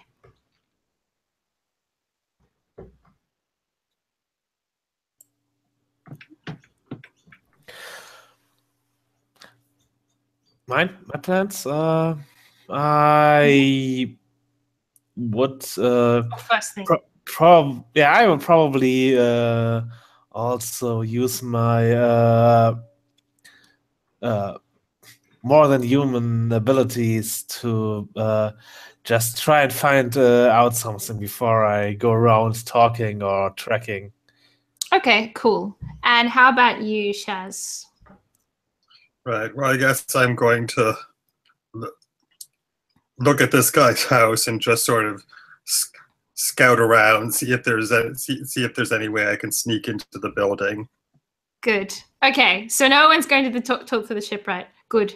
All right, awesome. So let's follow Nicholas. Actually, we'll flash back there. Let's start with Sebastian, I think, and then we'll sort of move across.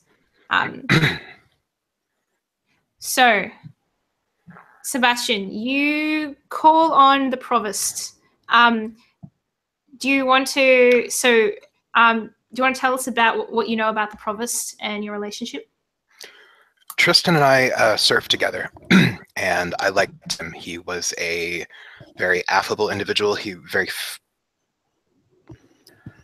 firm in his faith, but he confided in me that he had certain darknesses within him that he was having trouble escaping.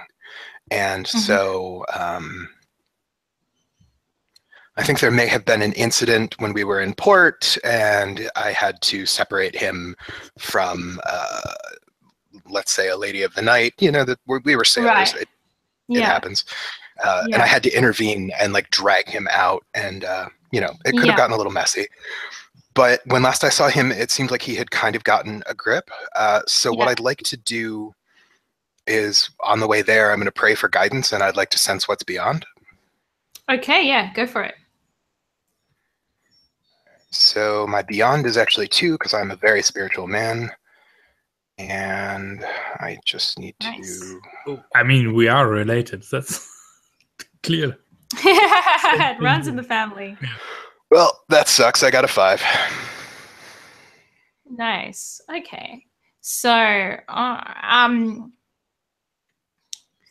so I think you like your faith and sort of trust is like really affirmed.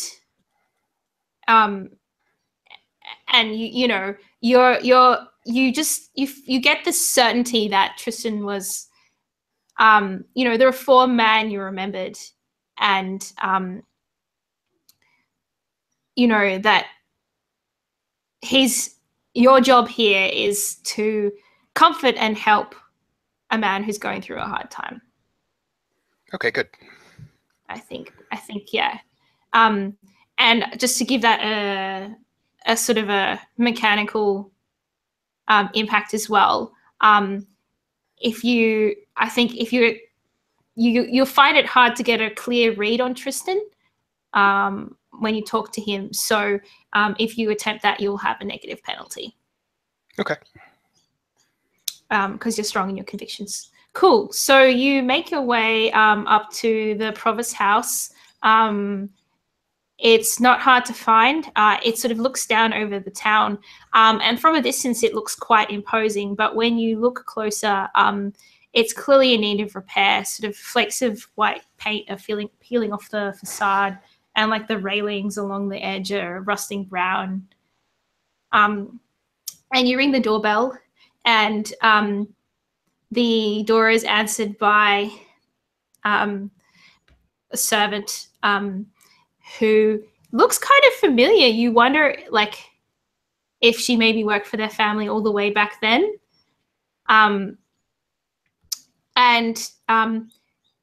She takes you into the sitting room, and it doesn't take very long before Tristan appears.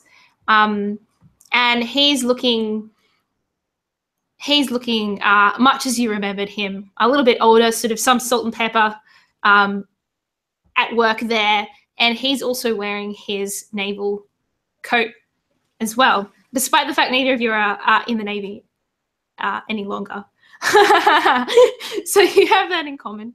And he walks in and sort of shakes your hand very enthusiastically. He seems pleased to see you, but he has this like these lines of sadness that like etched into his face right now.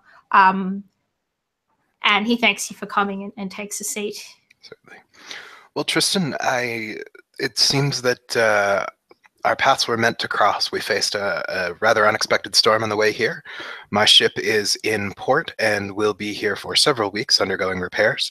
And not to put too fine a point on it, I understand that this is a rough time for you, and I am happy that I can be here in your moment of need. I am at your disposal in whatever way you wish. Thank you. It's great to see a familiar face in this time. Honestly, this town can be so alienating. And he kind of looks out the window. You know, it's just great to see somebody that I know. I'm sorry about your ship, but you know, hopefully we can make the most of it of the time. Quite so.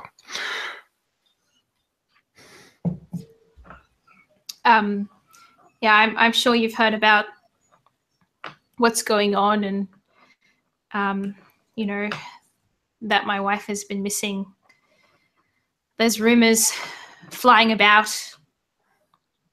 I trust you will ignore the small talk that's going on in town. Of course. I have heard many things, and most of them are not worth repeating. I was asked to give you a message, however. One of the young men in your Coast Guard has had rocks thrown at him for his role in a recent confiscation, and his mother is displeased with this situation. If it's possible, my men and I might be able to help you with this. I mean, I run a good ship, and I've got dependable men, and I mean, they're sailors, so they drink, but we're not rum runners, and we'd be happy to assist if that is something that may be helpful. Oh, your help in easing the tensions in the town would be greatly appreciated, although I'm not too certain what can be done. The current state of affairs is that we have a shipment of a confiscated shipment in the cellar of this house, actually, and I'm somewhat concerned that if we don't find something to do with it, things are going to turn very ugly. It's the self-proclaimed smuggling queen of the town. No doubt you've heard about her stirring up all kinds of trouble. You have a smuggling queen. How delightful. Well, she predates me and my time in this town. Awkward. By a great many years. And when I arrived, I thought perhaps I could, ease tensions and clean up things. But unfortunately, a lot of the town rely on smuggling for their living. So initially, I didn't want to oppose too much, but with the help of my son, Daniel, who runs the Coast Guard, we've been trying to crack down. There are pressures on me, you understand, to get rid of this kind of thing.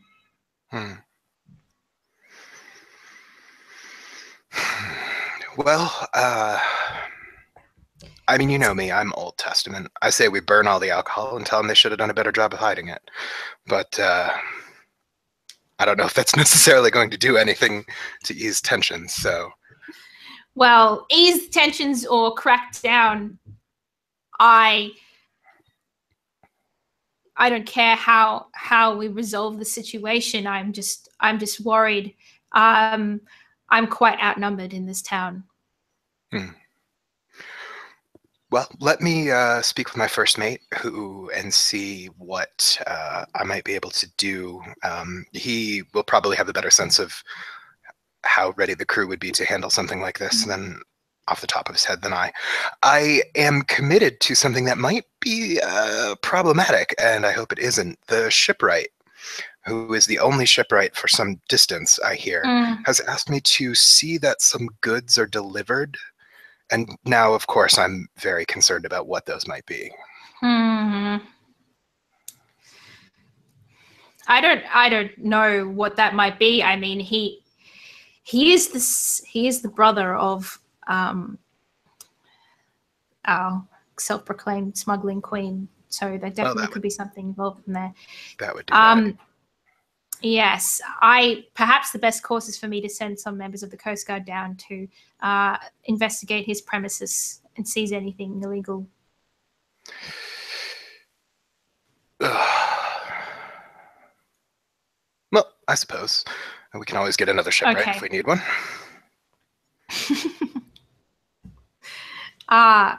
Well, hopefully we won't find anything, but knowing her, I'll send someone down now before anybody catches wind.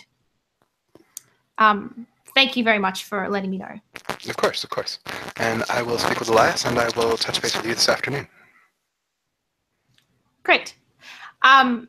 Meanwhile, flashing back before that conversation, so Hammond and Shaz, are you together, or are you going separately to investigate this? I think I might meet up with Chaz, but I would do my occultist things alone if unless he's searching me and watching. But I wouldn't do it. I wouldn't join up with him and deliberately invite him. Yeah. What do you think, Shaz? You are you interested or fascinated by the things Hammond does, or are you sort of more like, I'm just going to let this guy do his thing? I'm yeah, I'm going to let him keep his secrets. I'm not going to pry into that. So okay, yeah. All right. So Hammond, what are you doing? I'm searching some kind of like standing stones or different place where my folk might congregate. And then I'm doing a ritual to open myself to the other world.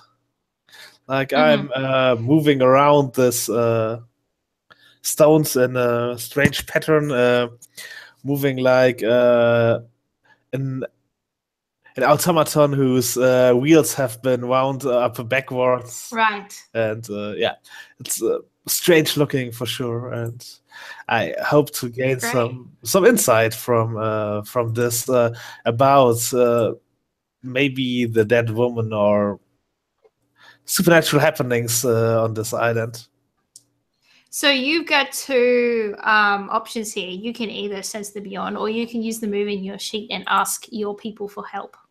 Which one would you like to do? I think I will sense the beyond first, and if I need to ask someone personally, I might do that later.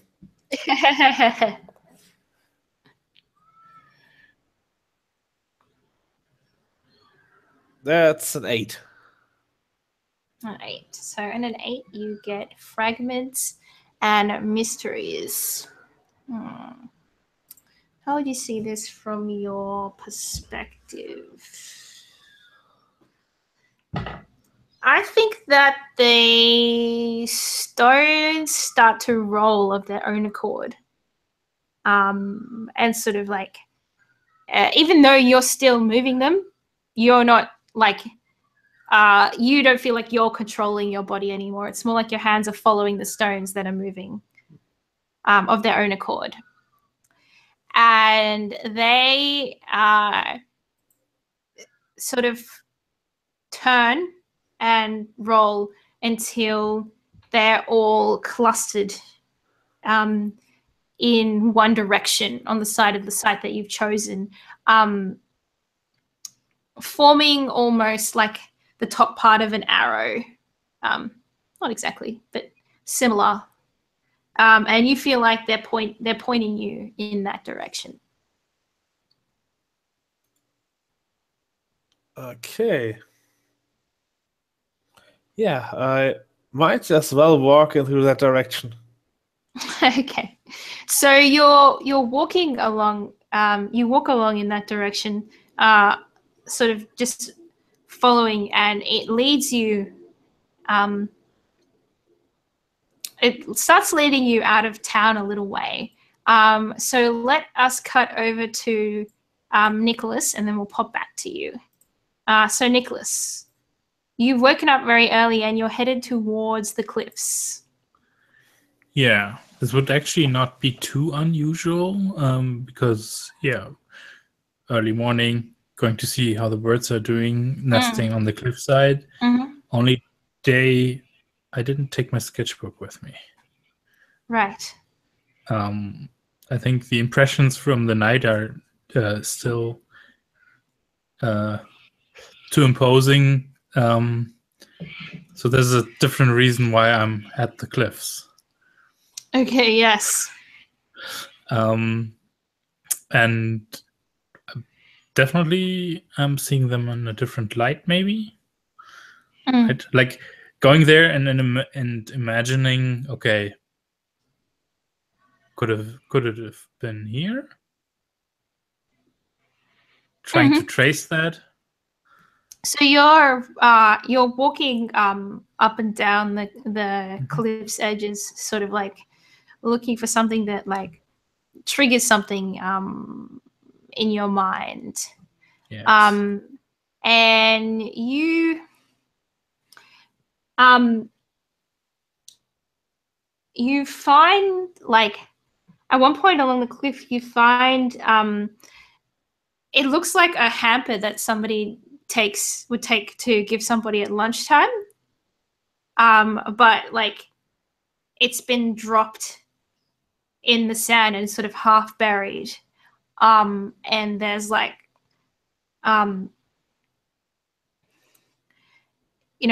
sort of like there's a basket, and then there's like bits of old food in there that hasn't been touched. It's still wrapped up. like it would be he'd take to somebody at the beginning of the day. And then in there as well is like a little sheet running over the top,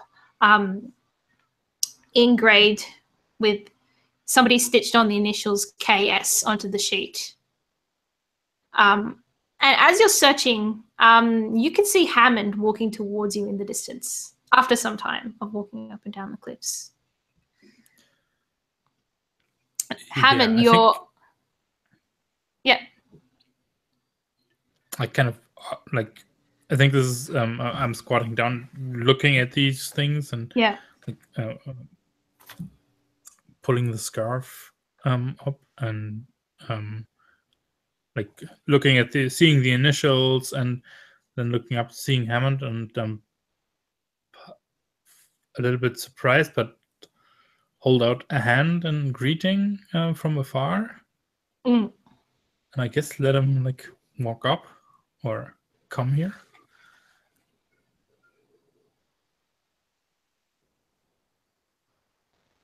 You're mute. We've lost your sound there, Philip. Yeah. It takes a while till I'm greeting him back, and then I walk up to him and look around at the place where he is. Yeah, it's like a spot, just a spot on the cliffs where it kind of winds down along the edge of the cliff to a little bit of a beach, and then you can walk over the beach and back up onto the cliffs again on the other side. Okay.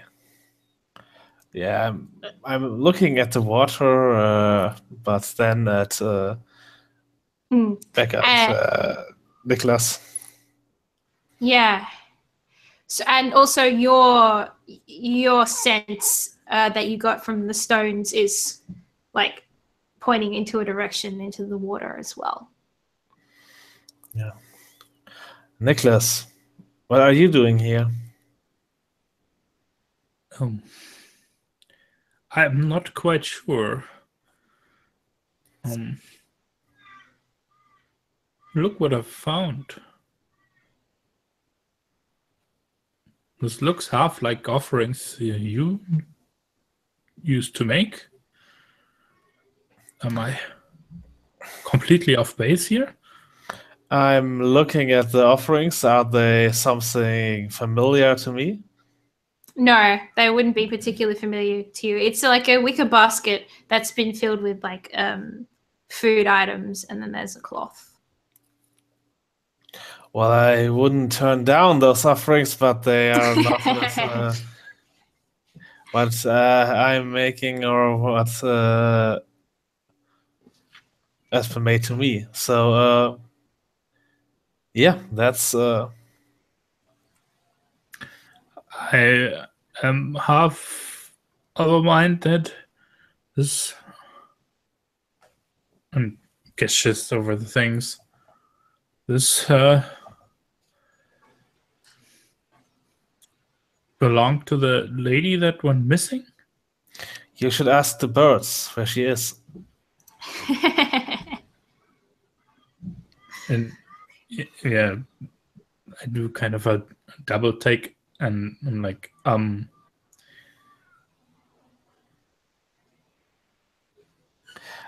I know that they talk to you. It's okay. I have abilities that are beyond the understanding of common man as well. Yeah, so it's like super strange in a way, because like after the events of the night and the influence that he's still under, that kind of going along with this mentally. And yeah, right. The birds, you say? The birds, I remember when we when you talked to them, you knew the moment they would take flight, allowing me to take their eggs without even losing a single one. We did dine well that night. Yeah, and I nod. I think I step closer to the cliffside to actually see if there are birds actually nesting. Like, didn't even pay attention until now to that. Yeah, and you can see like it's not far over to see that there's a winding sort of ancient tree that's buried its roots in there with nests of birds in its boughs. And they chirp at you, and you when they see you. Cool. Let's cross over now to Shaz. Shaz, what are you up to? So you wanted to go to the provost's house to prowl around, see if you could dig up anything. Is that right?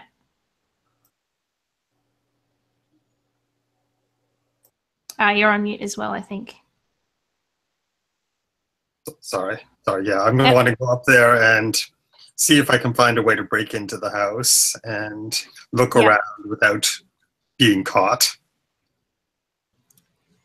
Cool. All right. So you head up to the house, and you could see from a distance, because it's still that earlier that morning. You can see Sebastian walking in the distance, making his way up to the provost's house as well. Okay, so I try to stay out of his sight. I don't want him to know. But, yeah, I wonder if yeah, I guess you don't have too much trouble probably evading his sight. Oh, does that seem right to you, Sebastian? I'm probably walking with purpose, and I'm conversing with God the whole way. So yeah, totally. Yeah, cool. So you, Shaz, if you want, you can read a situation here to give you a better grip on what might be your best approach. okay. But it's up to you. That sounds good. So I got a 7. A 7. Okay, so you can ask 2 of the questions on the list. Okay, what should I be on the lookout for, and what's my best way in? Yeah, those seem pretty applicable. Okay, so what should you be on the lookout for? So I think you would ordinarily expect a lot more activity around this house from servants and that kind of thing, but there doesn't seem to be too many around the place. However, you do notice that there is one older woman who seems to be doing everything by herself, and she sort of like keeps popping her head out at random points from random parts of the house, then walking inside and walking out from another part of the house like 5 minutes later. You can also see that there's one door into the house that has a couple of people dressed in the same sort of gear as Ronnie was yesterday, hanging around the door, and so you assume those must be members of the Coast Guard hanging around that door. What is your best way in? I think you'd have 2 options. You could either try and sneak in through the back where the laundry is being hung up, or you could try and sort of climb up onto the roof and then get in through one of the windows. Okay, I'll try to climb up and get in through one of the windows. So do you want to act on what's your approach to getting to the house and getting up onto the roof without anybody seeing you? I'm going to assume that there's a tree sufficiently near the house that I can climb up to the tree and crawl out onto a branch and get to the window that way. So I'm just going to keep an eye out for when nobody seems to be looking there, and then dash across to the tree and try to climb up and just keep out of sight.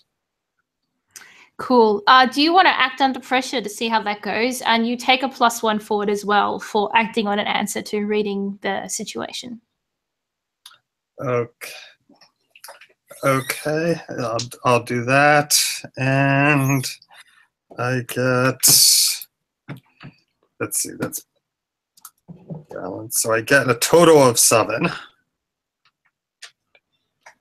Okay. Cool. So on a 7, you falter, buckle, or break. So you get a fun choice to make. You can either make it to the roof, but you kind of you'll fall off the branch with sort of a loud thud. Or you can kind of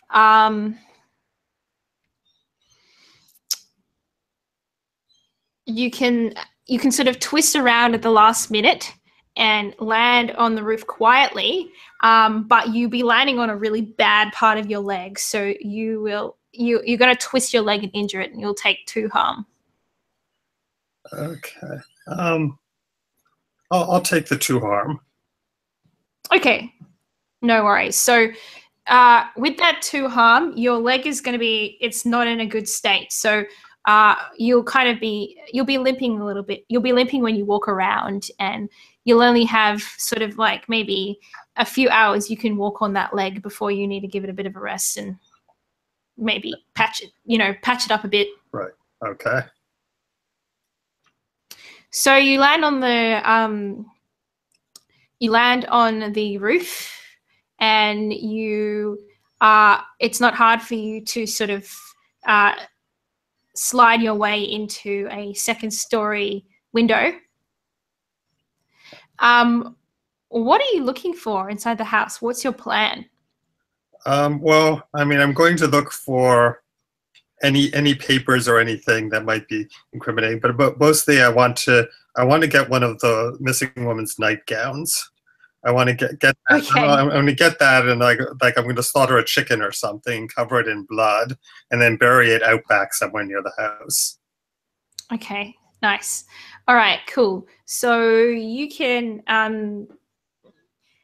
see the bedroom is on your on like towards the left way, or you can kind of go down a long corridor which might lead around to the office area.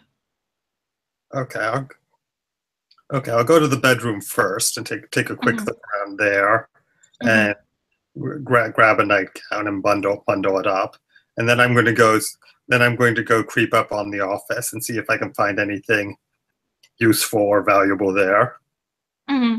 So you go into the bedroom and you open the door, and there is you can see that these nightgowns have been moved like fairly recently, but you grab one of them,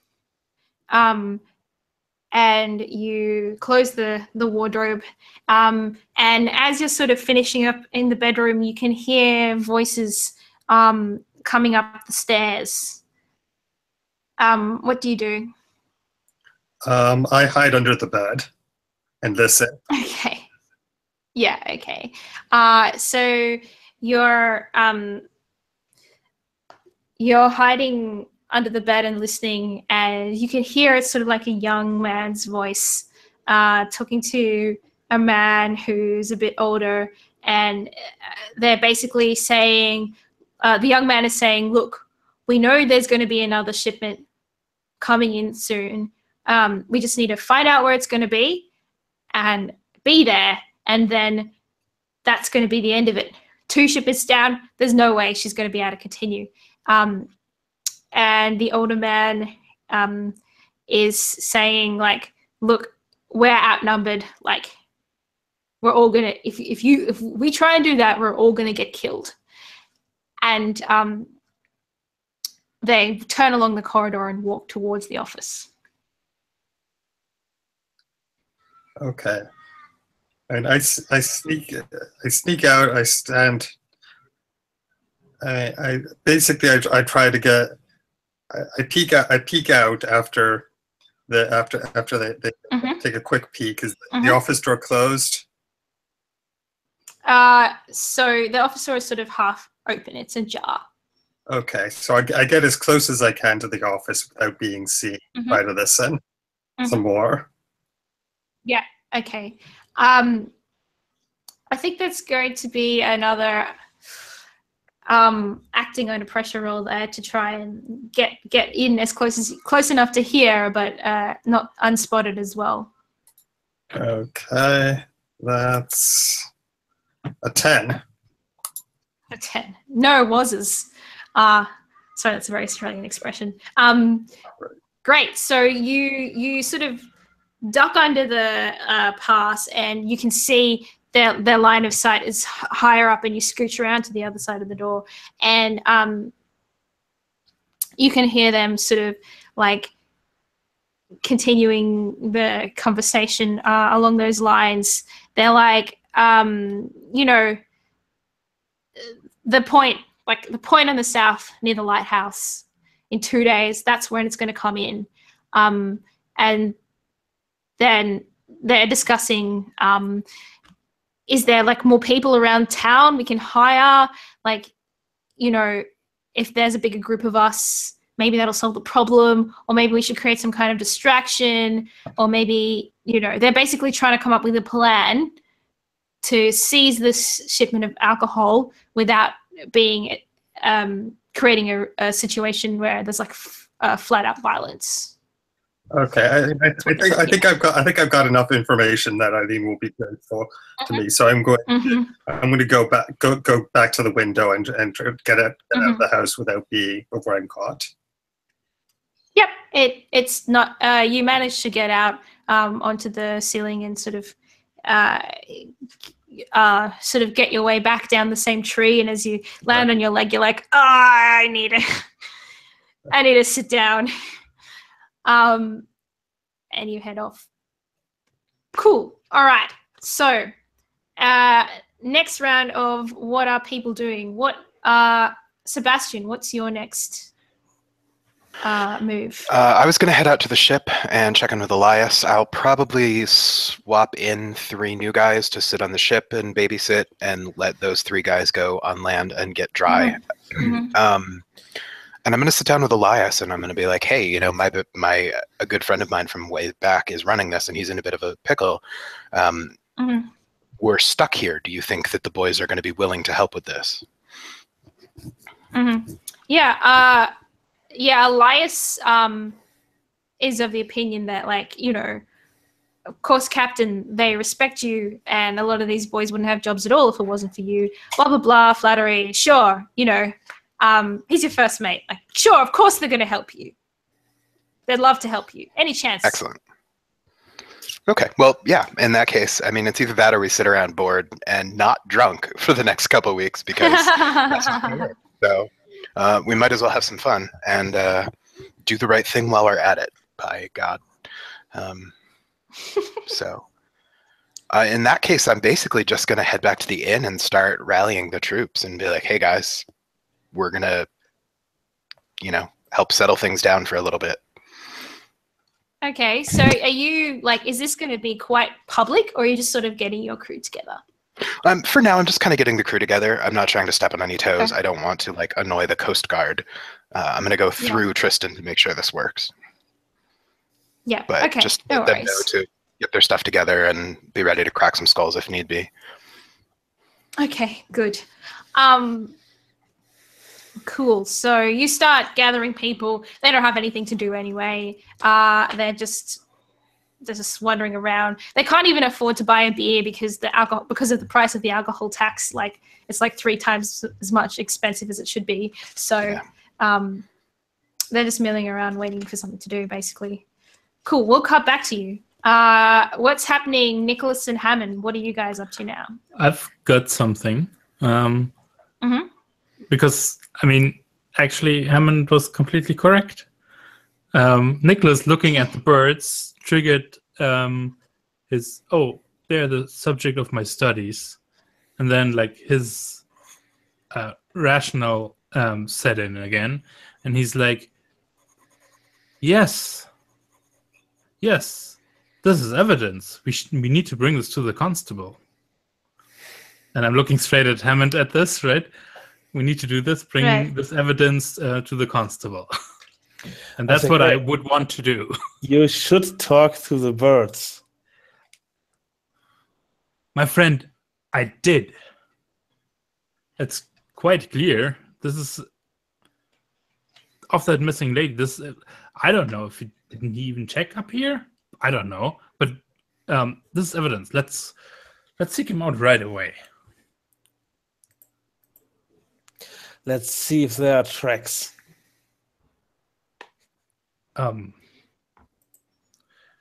Yeah, that kind of after the stops storm, yeah. But where did you find this thing exactly? This basket?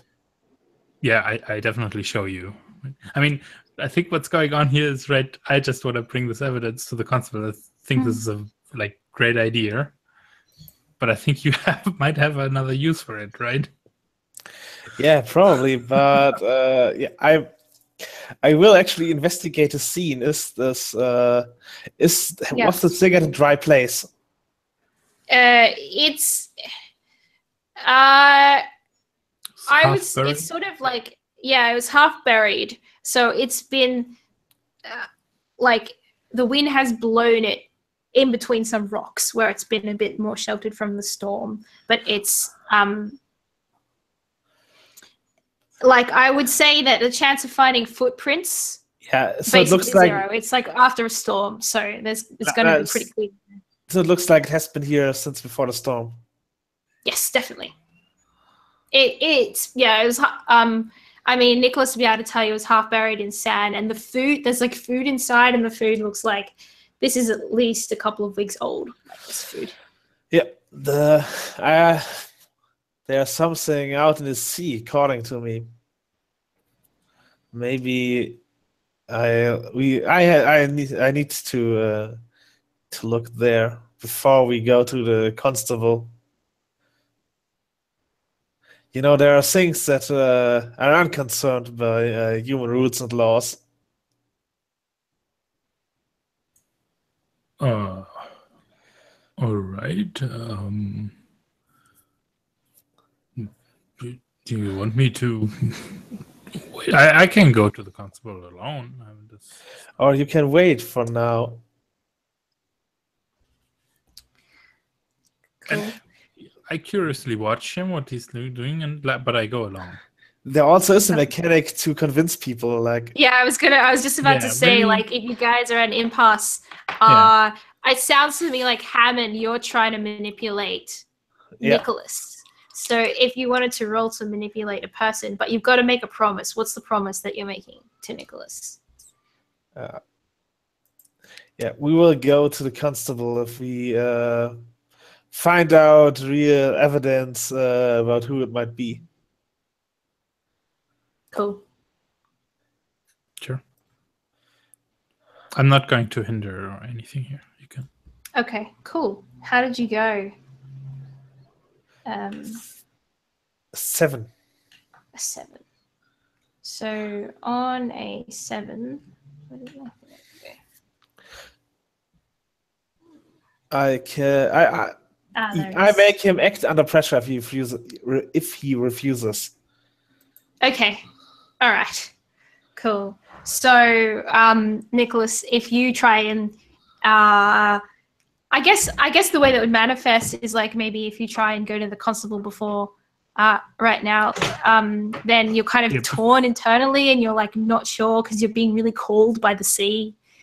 And might not make the best case to the constable if I fail that. Yeah, and I think for the moment it's like I'm going along, and I think the condition was we need to have real evidence, right? That was the thing. Yeah. Cool. Yeah. So Hammond, what are you going to do? I mean, there are like fishing boats nearby. You could borrow if you wanted to go out to the sea, or it's up to you. Yeah, do I have a sense how far out there it is? I think you get a sense that it's like it's not close. It would definitely take a little bit of a road to get out there, but it's I have a move to know exactly where it is. Oh yeah, that's true because you are looking for somewhere. Oh, but are you looking for somewhere specific though? Because you don't. Yeah, I don't know how specific. I the guess place you're following where, your internal compass. You know what? I'll give that Yeah. to you because I think you're following your internal compass that you got earlier because of the sense the beyond roll. Yeah, and I have a 10. Okay, so you know where it is.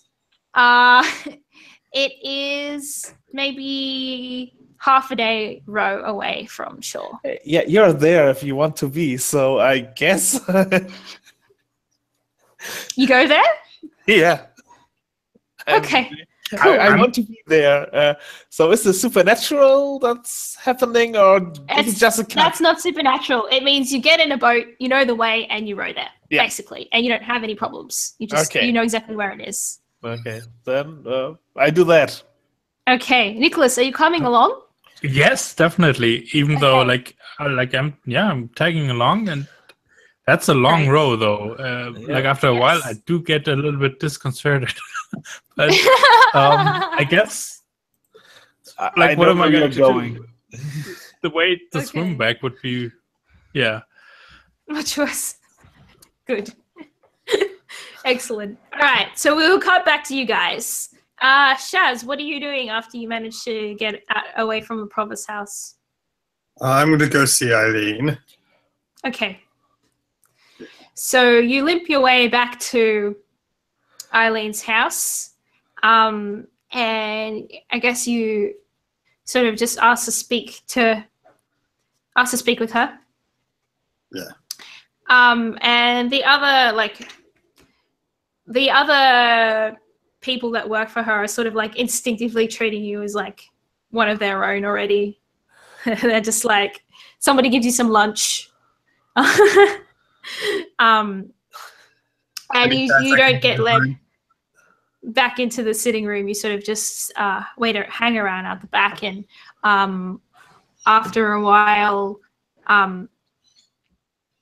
she comes out and gives you a look and is like, I can't say I caught your name yesterday. Chaz Berry. You know the other berries in town. They're garbage, but you can count on me. Good. I was worried for a moment, but I'm relieved now. Well, what is it? Heard the provost talking a little while ago. Thought you might be interested. Very interested. What did he Yes. have to say? It seems that there's a group of smugglers in town. Don't know if you've heard of that. She gives you a look like, But you don't say. You've seen like seems like the provost has heard of some of their plans, that they're going to be getting a shipment in 2 days' time near the lighthouse. He was talking about what to do about it. Indeed. That is very, very interesting news. Well done. And she's like, somebody bring this man a drink. And one of the other, oops, my mic just fell. One of the other guys is sort of brings over a drink. And she says, well, I guess the next question is going to be, do we change our plans, or do we just give them a little surprise to discourage them from finding this kind of thing in the future? What's your opinion, son?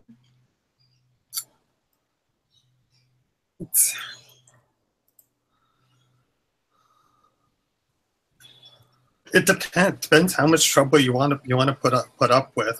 It's a big fight like that could cause waves. But sometimes it can be time for a change. Sweep out the old blood, sweep in the new. New provost, he might be more amenable to business transactions. Exactly what I'm thinking. Have you considered, I mean, I can't imagine they pay you too much on that ship. I've always got room for more if you'd like to stay. Yeah, I could use your help in 2 days' time. I would be amenable to that. This ship, I don't get the feeling it'll be taking too many more voyages, even if your shipwright patches it up. I saw the water pouring in. That ship is going down someday. It's time to get back on dry land. Well, I'm glad to hear it. I'm going to decide exactly what our plan should be, and then I'm counting on you to help me make some waves, as you said, of the right kind. Yes. Let me know if you hear anything else. Keep your eye out for me. Yes, and of course, if something were to happen to discredit the provost in the little matter of his wife, that would be to your advantage as well, of course. I mean, I can't say I care too deeply, but yes, that would be to my advantage. I might have some idea. And she gives you... Excellent. And she goes to a side bit of the wall and opens a little side compartment and takes out a few coins from a side compartment and re-clicks it closed and gives them to you. And she says, "For a hard day's work." Okay, and I take the coins and yeah. Okay. Yeah, and it's like twice as much money as you get in a day on board the ship, by the way. Okay. Cool. All right. So I think we should cut back over to Sebastian at this point. So you're getting your crew together? Yes. So you managed to assemble everybody, except you have no idea where Shaz, Nicholas, or Hammond are. Oh, well, that's alarming. Everybody else is there except the men you left on the ship. Okay. Well, I don't want to just march on the provost tower because that's going to send very much the wrong idea. So I'm going to have them post up here at the inn, and I'm going to head back to the provost tower to check in with him, or house, I guess, since this is not a fantasy game. And I'll, so I'll show up and ring the bell. Yep. Yep. So you get let in. The provost comes down, and this time he's accompanied by his son as well. And the provost introduces you, Captain Smith. This is my son Daniel. Like I mentioned, he heads up the Coast Guard, so I thought we should keep him involved as well. Oh, I quite agree. What are you planning? Well, my boys are ready and at your disposal to, if you want any sort of crackdown, they are available, and they can't really afford the local alcohol prices, so they're pretty bored. Might actually be in everyone's best interest to give them something to do. I mean, I already told you my opinion. We should take that alcohol out into the public square and set it on fire.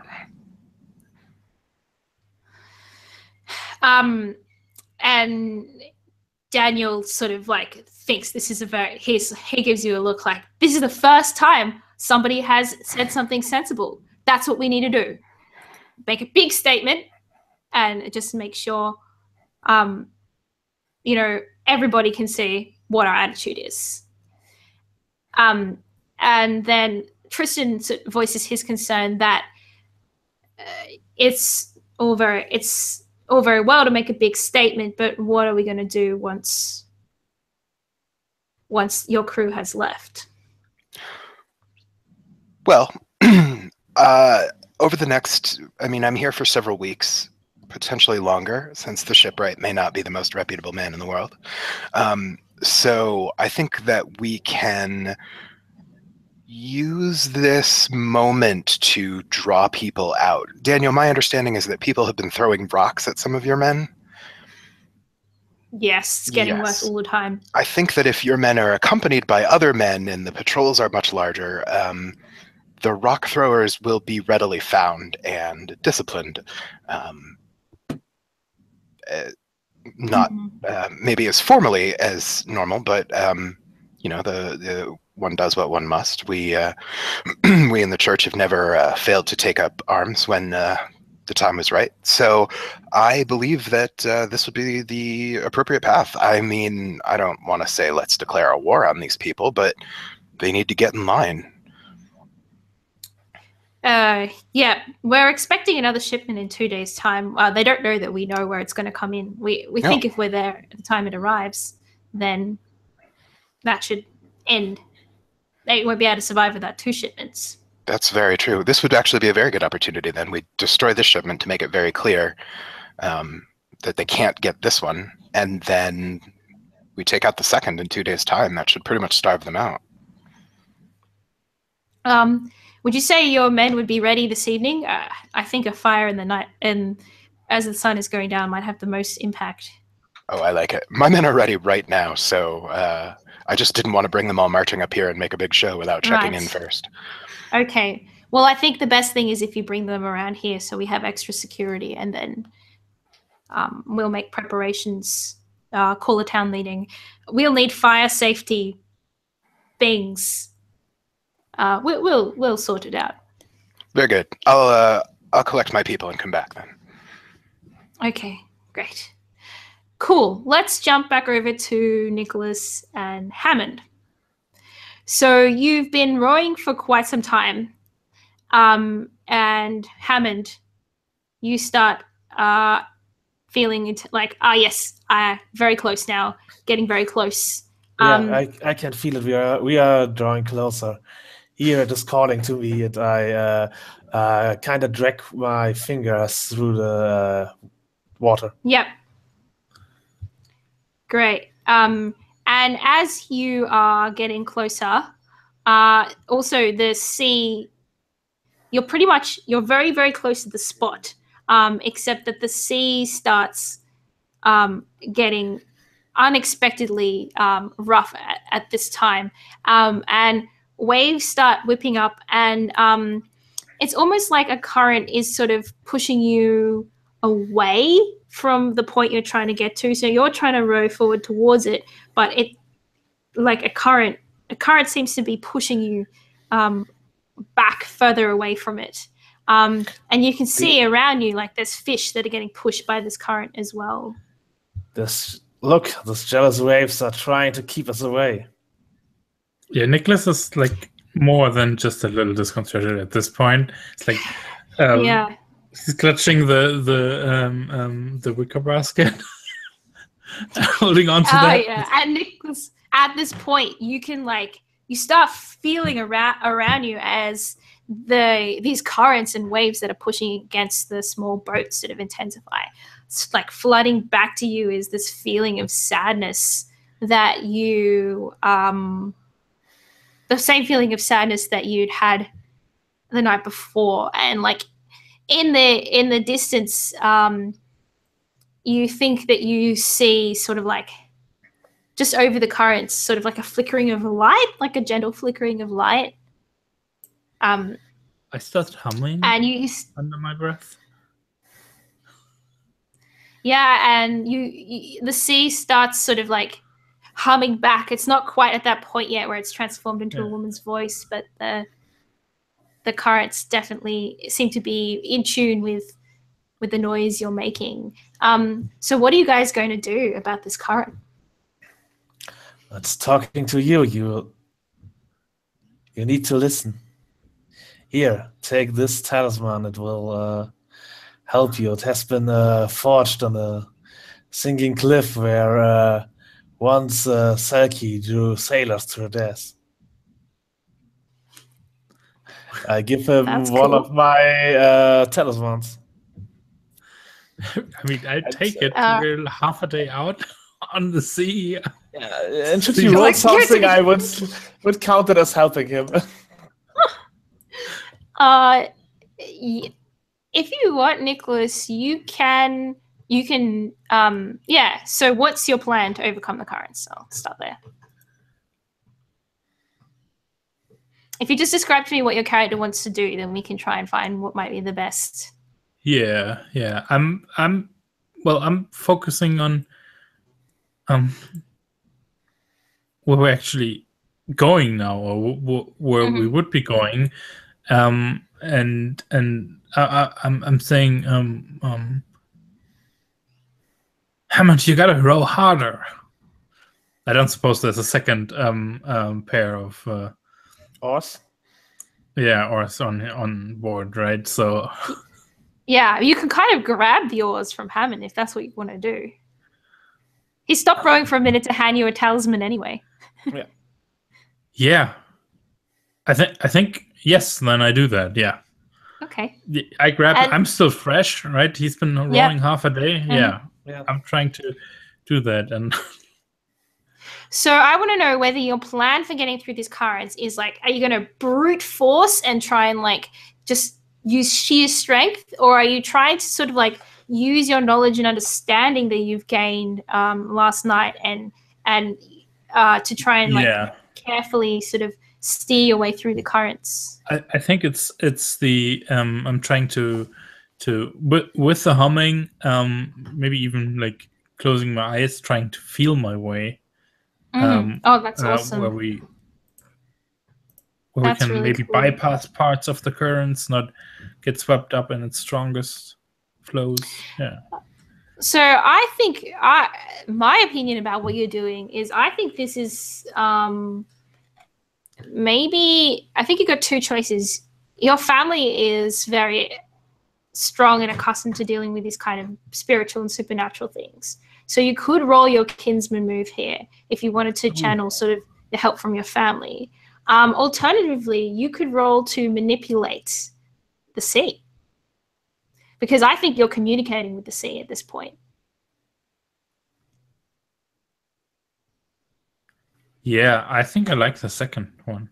Yeah, it's cool. Yeah. So in that case, what promise are you kind of giving the sea?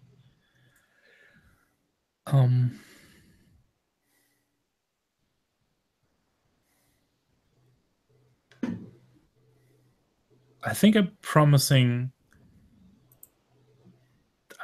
to carry out her will.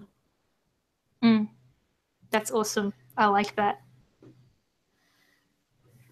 Cool. Yeah. So give it a go.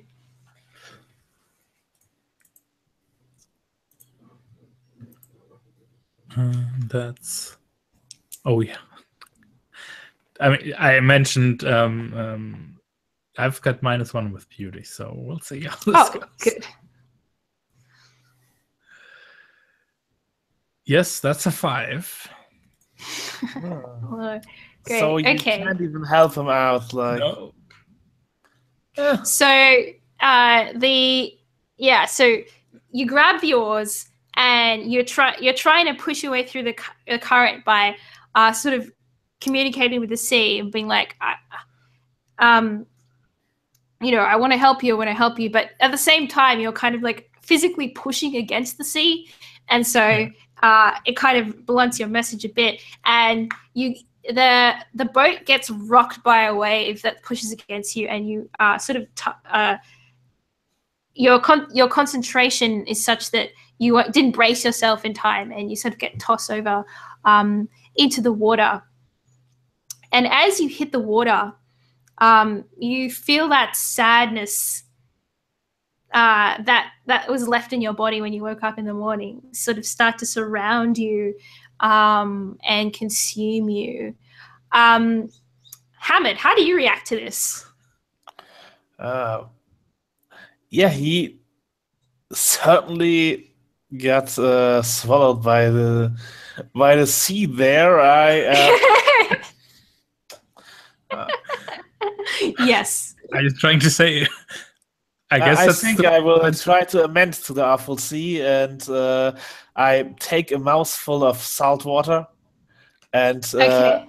I try to communicate with whatever spirit is here, and convince it that Nicholas didn't want to harm or insult it, because he is one of the skies and the birds. He is not the sea is not Yeah. known to him. Great. So it sounds to me like you're maybe you're. I think you're maybe trying to communicate with the sea on another level that you have access to, which could be, this is who I am, your creature move.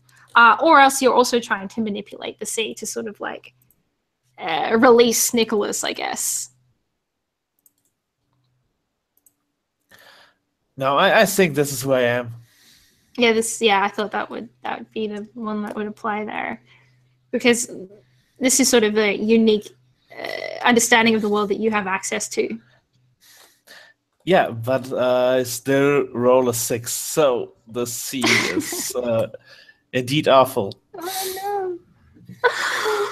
Uh-oh. Okay, so your kind don't always get along with the sea.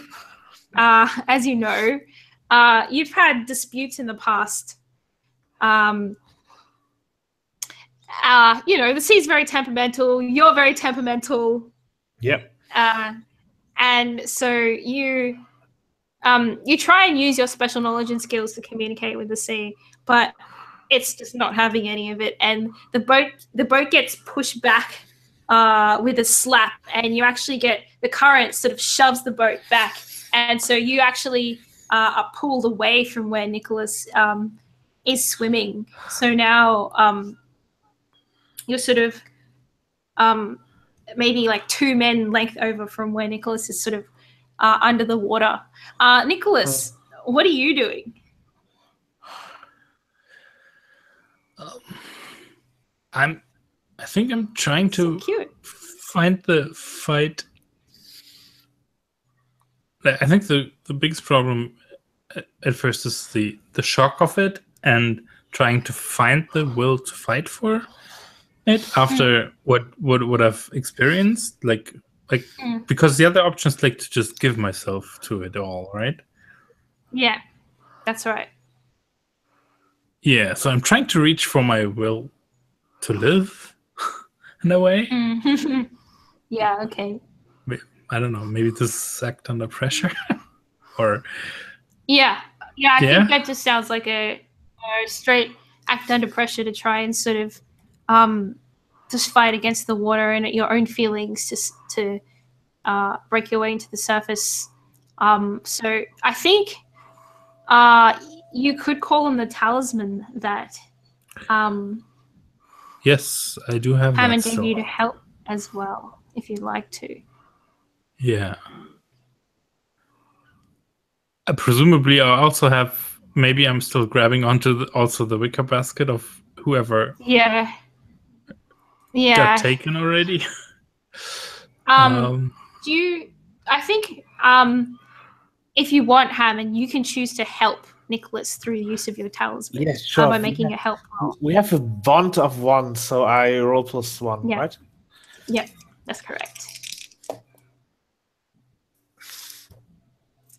That's a 9. 9. Awesome. So you can add a +1. All right. So Nicholas, do you want to roll to act under pressure with a +1? Yes. Plus your balance as well. Yep. That's a 12. Ooh. A 12? Okay. Yes. So you have a lot of will to live.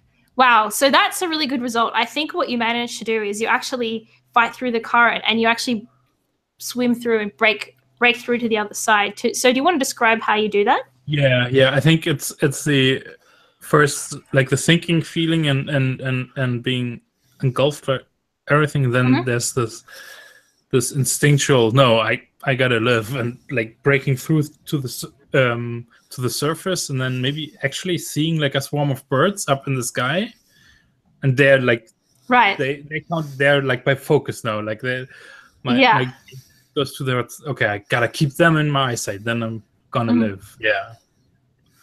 Awesome. And they're circling. Cool. Yeah. So you crash through the current and you break into an area which has completely clear water, exactly like in your dream. And we will come back to you in a second. Let us cross over to, I think we'll cross over to Sebastian again at this stage. Sounds good. So I'm going to get you to make a move that's actually not on your sheet, but it's just so applicable to the situation that I can't actually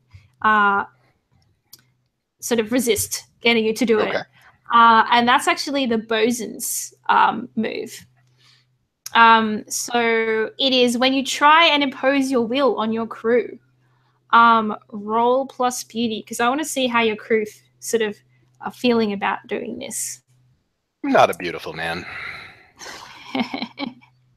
Yep. 2d6 minus 1 is 6. A 6. Okay, cool. So on a 6, so you've basically, I think you've mustered your crew together. The sun is starting to go down, and you're all waiting outside the provost house, and you start rolling the alcohol down from the provost house, or like dragging it to the center of town. But it's actually like it takes, it's like a 10-minute journey to get this alcohol all the way. You've sort of got about like maybe 10 people with you, and then there's probably about 12 members of the Coast Guard who are sort of helping you pull it along as well.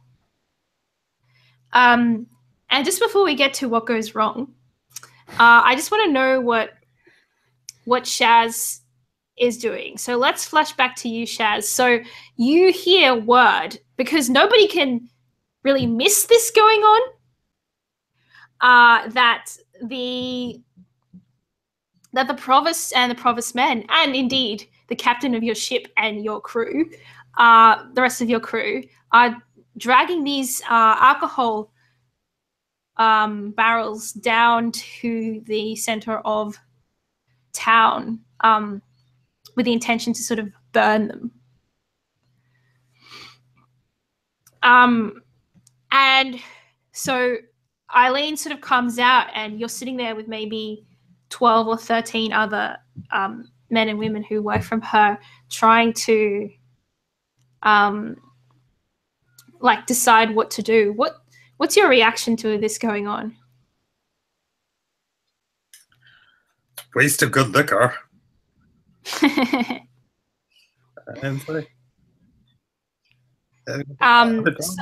it's our men doing it, I mean, maybe we can get some of them to lag behind. They can't be excited about wasting all this liquor. Eileen says to you, well, how well do you know your crew? Do you think you could get some of them to maybe switch sides at a crucial moment? I think in a fight they would probably stick with the captain, but like if they're just about losing a few barrels, if there was some sort of distraction, they might be willing to do that. I mean, none of the crew is going to want to see this stuff burned except the captain. So you think maybe the best way is to grease a few palms and remove a few barrels on the quiet? That's what I would do, yeah. Okay. You tell me what you need. I'm going to put you in charge of that. Okay, we just need get as many barrels as you can. Right. I just need some of your men to make a distraction when I give them the signal, and I'll try to talk to some of our guys to get them to lag behind. So once we draw the provost men off guard, just run in, grab the barrels, and we need someplace safe to put them. Well, No worries. And she calls over like one of the biggest of her guys who seems to be like in charge. And she says to him, Mac, you help out this young man, make this happen, and show him where to put the barrels when you've got them, all right? You know me, I don't get too personally involved. I'll be in the town square watching hopefully as few barrels as possible go up in flame. Good luck. And she kind of leaves. Okay. And Mac is like, I don't know why she likes you so much, but let's get this job done, all right? Okay, so yeah, head over to the they're making more than one trip to get all these barrels. It's probably Sebastian, I'm going to ask you at this point, are they making more than one trip, or are they going to sort of like move them in little increments? How many barrels are there? There's probably enough barrels that it would take all like 22 of you 2 trips, or you could move them like a bit at a time, I'd say.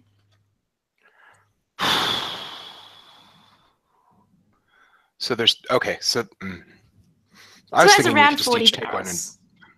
Right. Yeah. A bit at a time then, because we're not going to move 10 barrels or 20 barrels into the square and then just leave them. That seems pretty just leave them. counterproductive. Yeah. Okay. So Shaz, you can see what they're doing. They're sort of moving them a bit at a time. Okay, so I mean, I show up and I assume Sebastian says, "Hey, get over here and help us haul these barrels." Pretty much word for word. Yeah, so that's perfect. I'm going to join the crew, and I'm sort of quietly talking to the man, talking about what a waste it is, and trying to figure out which ones I think will. This is a stupid idea. Which ones I can trust to go along with this. I tell him, I think if we could get somebody to just lag, behind a bit with these barrels, I bet some of the locals would run in and grab them, and they would give us a few coins. I mean, we don't want to see this stuff burned. Nobody wants to see this stuff burned.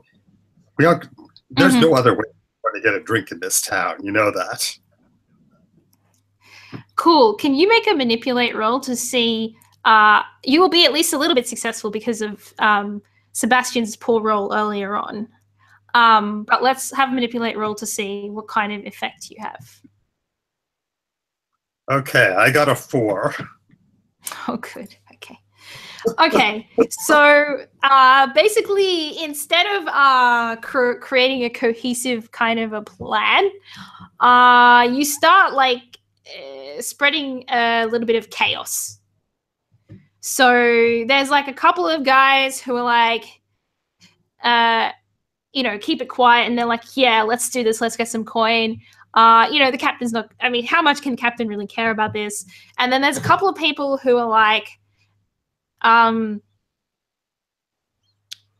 Who are like a bit saying it out loud. They're like, what's the point of burning this? Like, why don't we just drink it? It's like, what does it matter? What does the captain care about this? Why is it important? And some of the Coast Guard sort of like seem to be thinking the same thing, and they're like, people's like. There seems so like as you're making your way down the hill, there's like a bit of a breakout of disorder. So some people start grabbing barrels and trying to drag them off instead of continuing to move them down the hill. Some people are sort of like trying to stash barrels. Some people are looking at you, Shaz, like waiting for what's the next part of the plan. Sebastian, how do you react to this going on? It's sort of chaos starting to evolve, and the provost is standing there being like, At this point, I am going to step up onto the nearest barrel, which is on its end. I'm not going to try to play that game. I'm going to hop up on it, and I pull out my handy-dandy little Bible that I always carry with me. And friends, brethren, let us not allow chaos to rule the day. We must move forward. We must purify this town with fire.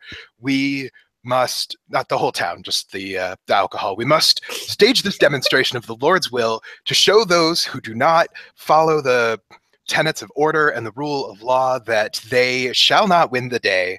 And I'm going to do spiritual fire in a almost futile attempt to inspire them.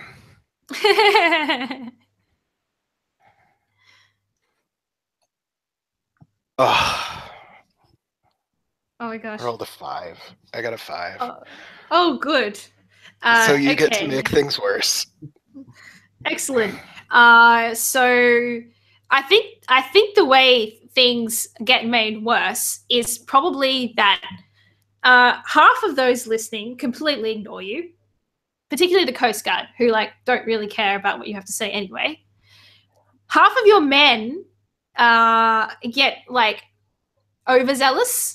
And one of them lights a barrel of alcohol on fire, and shit starts burning. And like, it's not like towns aren't hugely fireproof at this time. But fortunately, you're in a bit of an open area, rolling it down the hill. But alcohol is very flammable. So immediately, like, the province and some of the Coast Guard start running to get the fire service involved. Then you can see locals running towards you. You're not really sure what they want at this stage. Shaz, you can see Eileen's men are like, what do we do? What do we do? I shout out, get the barrels to a safe distance. They're all going to go up. Okay, so they start running in and like seizing one or two of the barrel, like whatever they can carry. Are you trying to get your crew to help with this as well?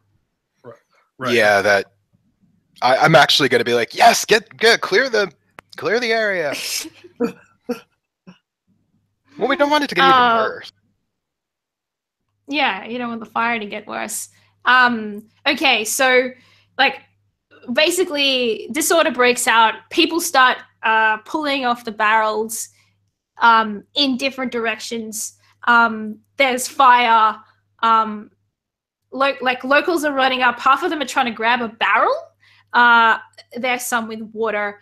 And are trying to put the barrels out. Can I get both of you, I think, Shaz and Sebastian, to make act under pressure rolls to see how much like chaos basically goes down and how well you come out of it. Okay, I got a 7. Okay.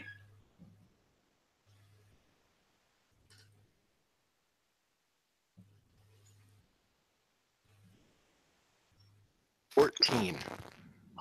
14. Nice. Okay. So,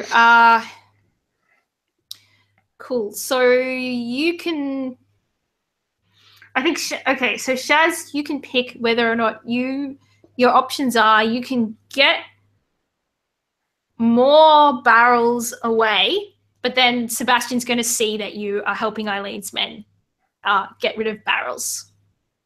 Or else you can get only one barrel, but you can do it on the quiet. Which one do you prefer? Get more barrels away. Okay. Bastard. Good.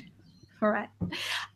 So Sebastian, you can see Shaz is like helping a bunch of really shifty-looking dudes like wheel barrels away, and it's kind of they definitely trying to disguise where they're headed. But other than that happening, you regain control of the situation. Yeah. I've actually got something for this. Yes. Am I still up on my barrel? Yes, you can be still up on your barrel. Sure. All right. I'm going to point directly at him and be like, that man, right there. Look, brothers. And I'm gesturing to my crew. Behold the man who we brought in. Behold the man to whom we gave kindness. Behold his betrayal. I cast you out, Chaz. Please, God, let these dice roll well. 12. Yes. Nice. That's 2 killer rolls in a row. All right. So what's the result of that one? On a 10 plus, they must choose. Heed your words in silence or be subject of the crowd's contempt. Okay, that's you, Shaz. So you have to pick whether you want to, I guess, accept Sebastian's criticism and stop what you're doing and go and help the crew, or basically face the wrath of the local townsfolk and be known as a criminal in the town. Not just a criminal, but a criminal who doesn't keep their word. Exactly. Okay, I am going to protest my innocence, and I'm just trying to prevent the fire from spreading, but nobody believes me. Okay, so you're going to basically stop helping Eileen's men and go back to the crew. Is that what you decided? No. Or the reverse. No. We need to get these barrels away. Right. I see. I say we need to get these barrels away before they catch on fire. Okay, I see. So basically, I'm unconvincingly protesting my innocence. Okay, so you're like, damn my reputation, like, screw it.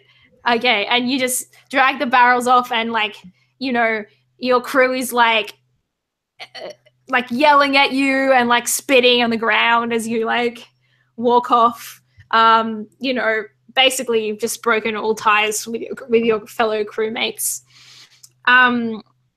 Let's cross back over now to Nicholas and Hammond. Yay. So Nicholas, you just managed to break through the currents into still calm water, and you can see there's no fish here, there's no sea creatures, like it's just completely still and calm. Yeah, I think I'm drifting on my back at this point. Oh, that's super right in cool. the water. I love it. So I think you're drifting on your back in the water when you hear the singing of a woman's voice coming from above you. And as you look up, you can see the shape of the woman in the light that you've seen in your dreams, but this time she's like, filled in and like complete with detail, like a proper, exactly like she would have looked in her life, but she's just made of light, and she's singing towards you, and the sort of slight little ripple in the current slowly floats you over to where the light is, and writes you into the water, and in front of you can see beneath the woman made from light there is an almost identical body floating in the water. And it looks with strands of red hair sort of wafting in the calm. And it looks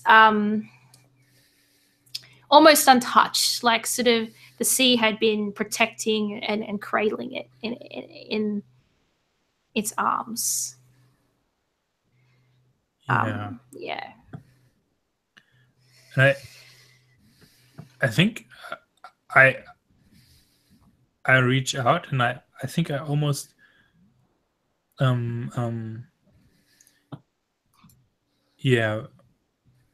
wrap an arm from underneath around her, like you do when you try to save someone from drowning, right? Yeah. And then actually and I look up at the figure that I actually see. Mm. And I think I nod in understanding. At least I think I do. And then with my other arm, try to swim like away from the figure to recover her body. In hope that Hammond or in faith that Hammond is behind me. Yep, I will try to be there. Cool. So as soon as you put your arm around, you look up at the woman, and she sort of like, the woman made of light sort of like reaches down and like, I guess like grasps your face for a moment, and then looks up at the skies and sort of like slowly dissolves as you take the body into your arms. And then when you do that, the current sort of like returns to normal. So the calm goes away. It's not strong currents like before. It's like the sea has returned to its normal state. And Hammond, you catch sight of Nicholas hauling a body. What do you do? I reach out and help him on board. Yeah. So you drag Nicholas and the body back on board. And Nicholas is definitely the woman from your dreams. And you notice two things when you look at her body. Firstly, she's got like a naval identification badge pinned to the front of her dress. Okay. And secondly, on the back of her neck, she's got hand marks, like somebody pushed down on her head like this and held it quite hard. And that's what you notice. And I think I have her like half cradled in an arm, right? So that her hair fell, and to show those marks, so that Hammond also can see them, right? And maybe like our gazes meet. I don't think there's anything to say at this point. But, yeah. Cool. Yep. I just start rowing back to shore. Yeah. Okay. So you row back to shore. In the meantime, Shaz, you've taken the barrels off somewhere safe, to the safe house where they store they store alcohol shipments. It's quite a way. So you sort of walked away from the village, and Eileen's men are sort of like, well, you're one of us now. But try not to cause so much trouble in the future, all right? And clap you on the back.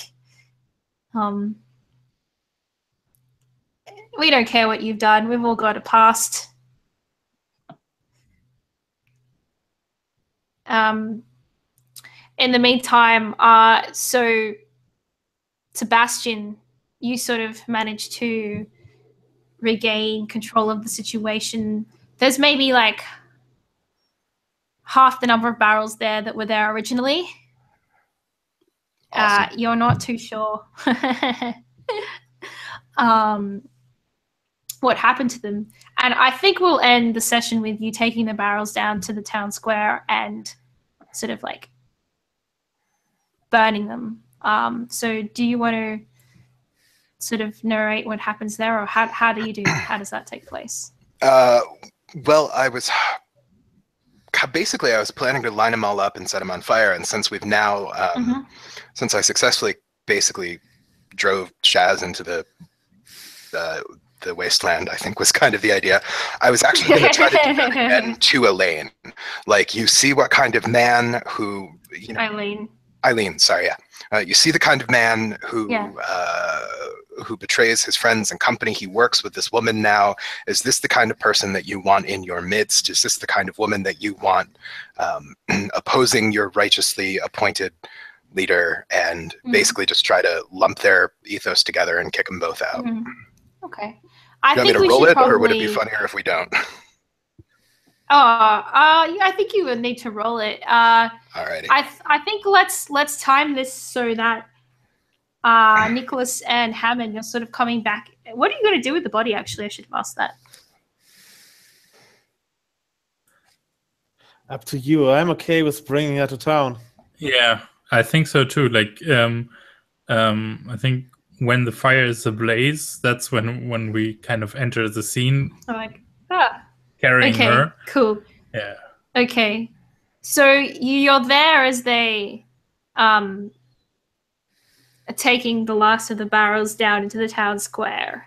And and you can see what's going on. You've got the body with you, and you're listening to Sebastian, who sort of has pointed Eileen out in the crowd and is giving this inflammatory kind of speech. And Eileen is just like, looking shocked and appalled. So I guess like I will let you guys decide what order you want to take your actions in. I guess Nicholas and Hammond, did you want to intervene or say anything in the scene, or just watch as it plays out at this stage? I think we're watching as it plays. We don't even know what happened here, right? Yeah. Yeah. Just watching, seeing all these barrels. Okay. So do you want to make your roll, Sebastian, to see how this works? To see if you 7. manage. 7. So So she chooses 1. Repent and apologize for now. Change her public face in line with my words, or withdraw from the situation or community, raging and cursing. So what exactly is she, did you say? Basically, you see the kind of man that she works with. You see that she makes men break their oaths. He, I brought him in and he stabbed me, and the blah, blah, blah. This is not the kind of woman that you want to give aid or succor to in your town. You do not want her here poisoning your faith, your goodwill, your eternal damnation, blah, blah, blah. Yeah. I think she says, I do greatly apologize if anyone, that I've been associated with or under my employ has done anything wrong by this town. That would be awful. I would love to make sure that such a thing doesn't happen again.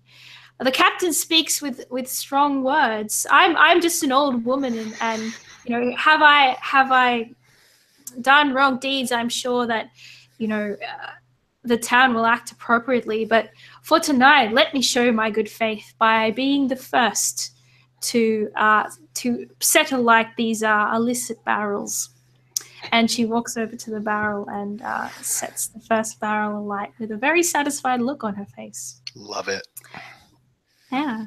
And walks back into the crowd. And I guess you all watch as the barrels sort of catch a fire and burn down to the ground. Yeah, before Eileen leaves completely, I point to the body. And I point to Chess and reminding her of the smuggler she lost, which is why I owe her something. I tell her, what has been lost to the sea has been returned. The pact is fulfilled. And yeah. Yeah, she says, so she wants you to take the body to my house and I'll sort the rest out for there. Thank you so much for your help. You're just take it to my house and you're clear of all debt. Aren't we going to the constable if we have clear evidence? Yeah, I promised that. Yeah. Awkward. I say, yeah, no, I will take the body to the constable. It's clear enough what has happened, and you already replaced your man with an able fellow like Chess. Do you want to roll to manipulate her to see how she feels about that? Yeah, sure. I have a 9. 9. Okay. So can I help with that? Yeah, you can. If you can say anything that's going to persuade Eileen. How are you planning to help? I think I'm carrying the body still, and in the light of the fire, I show the marks, and basically to present, well, there's clear evidence of wrongdoing here. We just need to find the perpetrator. Okay. And cool. So that it's clear, everybody knows this. now you only need to move the constable to think it's the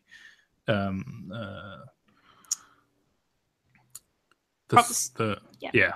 Or the exactly. sun. Yep. the sun, yeah. Cool. Give it a roll. And I have I should have maneuvered to help the captain because I would have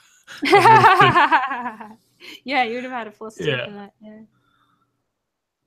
Nice, that's an 11. 11. Perfect. So that brings you to a 10, Hammond. So she gives you a quiet nod, and when she can see the clear marks and particularly the navy pin on the dress, she's like, take him to the investigator. That seems like an excellent solution. Thank you for your assistance, sir. Don't know your name. And you, Mr. Stone. I hope we can work together in the future. And she sort of walks off at that point. And I think that's probably where we'll end today's session. Does anyone else have anything they want to do before the session's over? No. No? That's great. Cool. Well, That thanks was for playing fantastic. Alas for the LPC. Yeah. Sorry, it's a bit slow in the beginning, but I think it wrapped up well. Yeah. Yeah. I like anything that ends with that much havoc. Yeah. Yeah, That's good. I'm really glad you enjoyed it. Thank you so much for playing. Absolutely. Yeah, thank you for running it. Yes. No worries. My pleasure.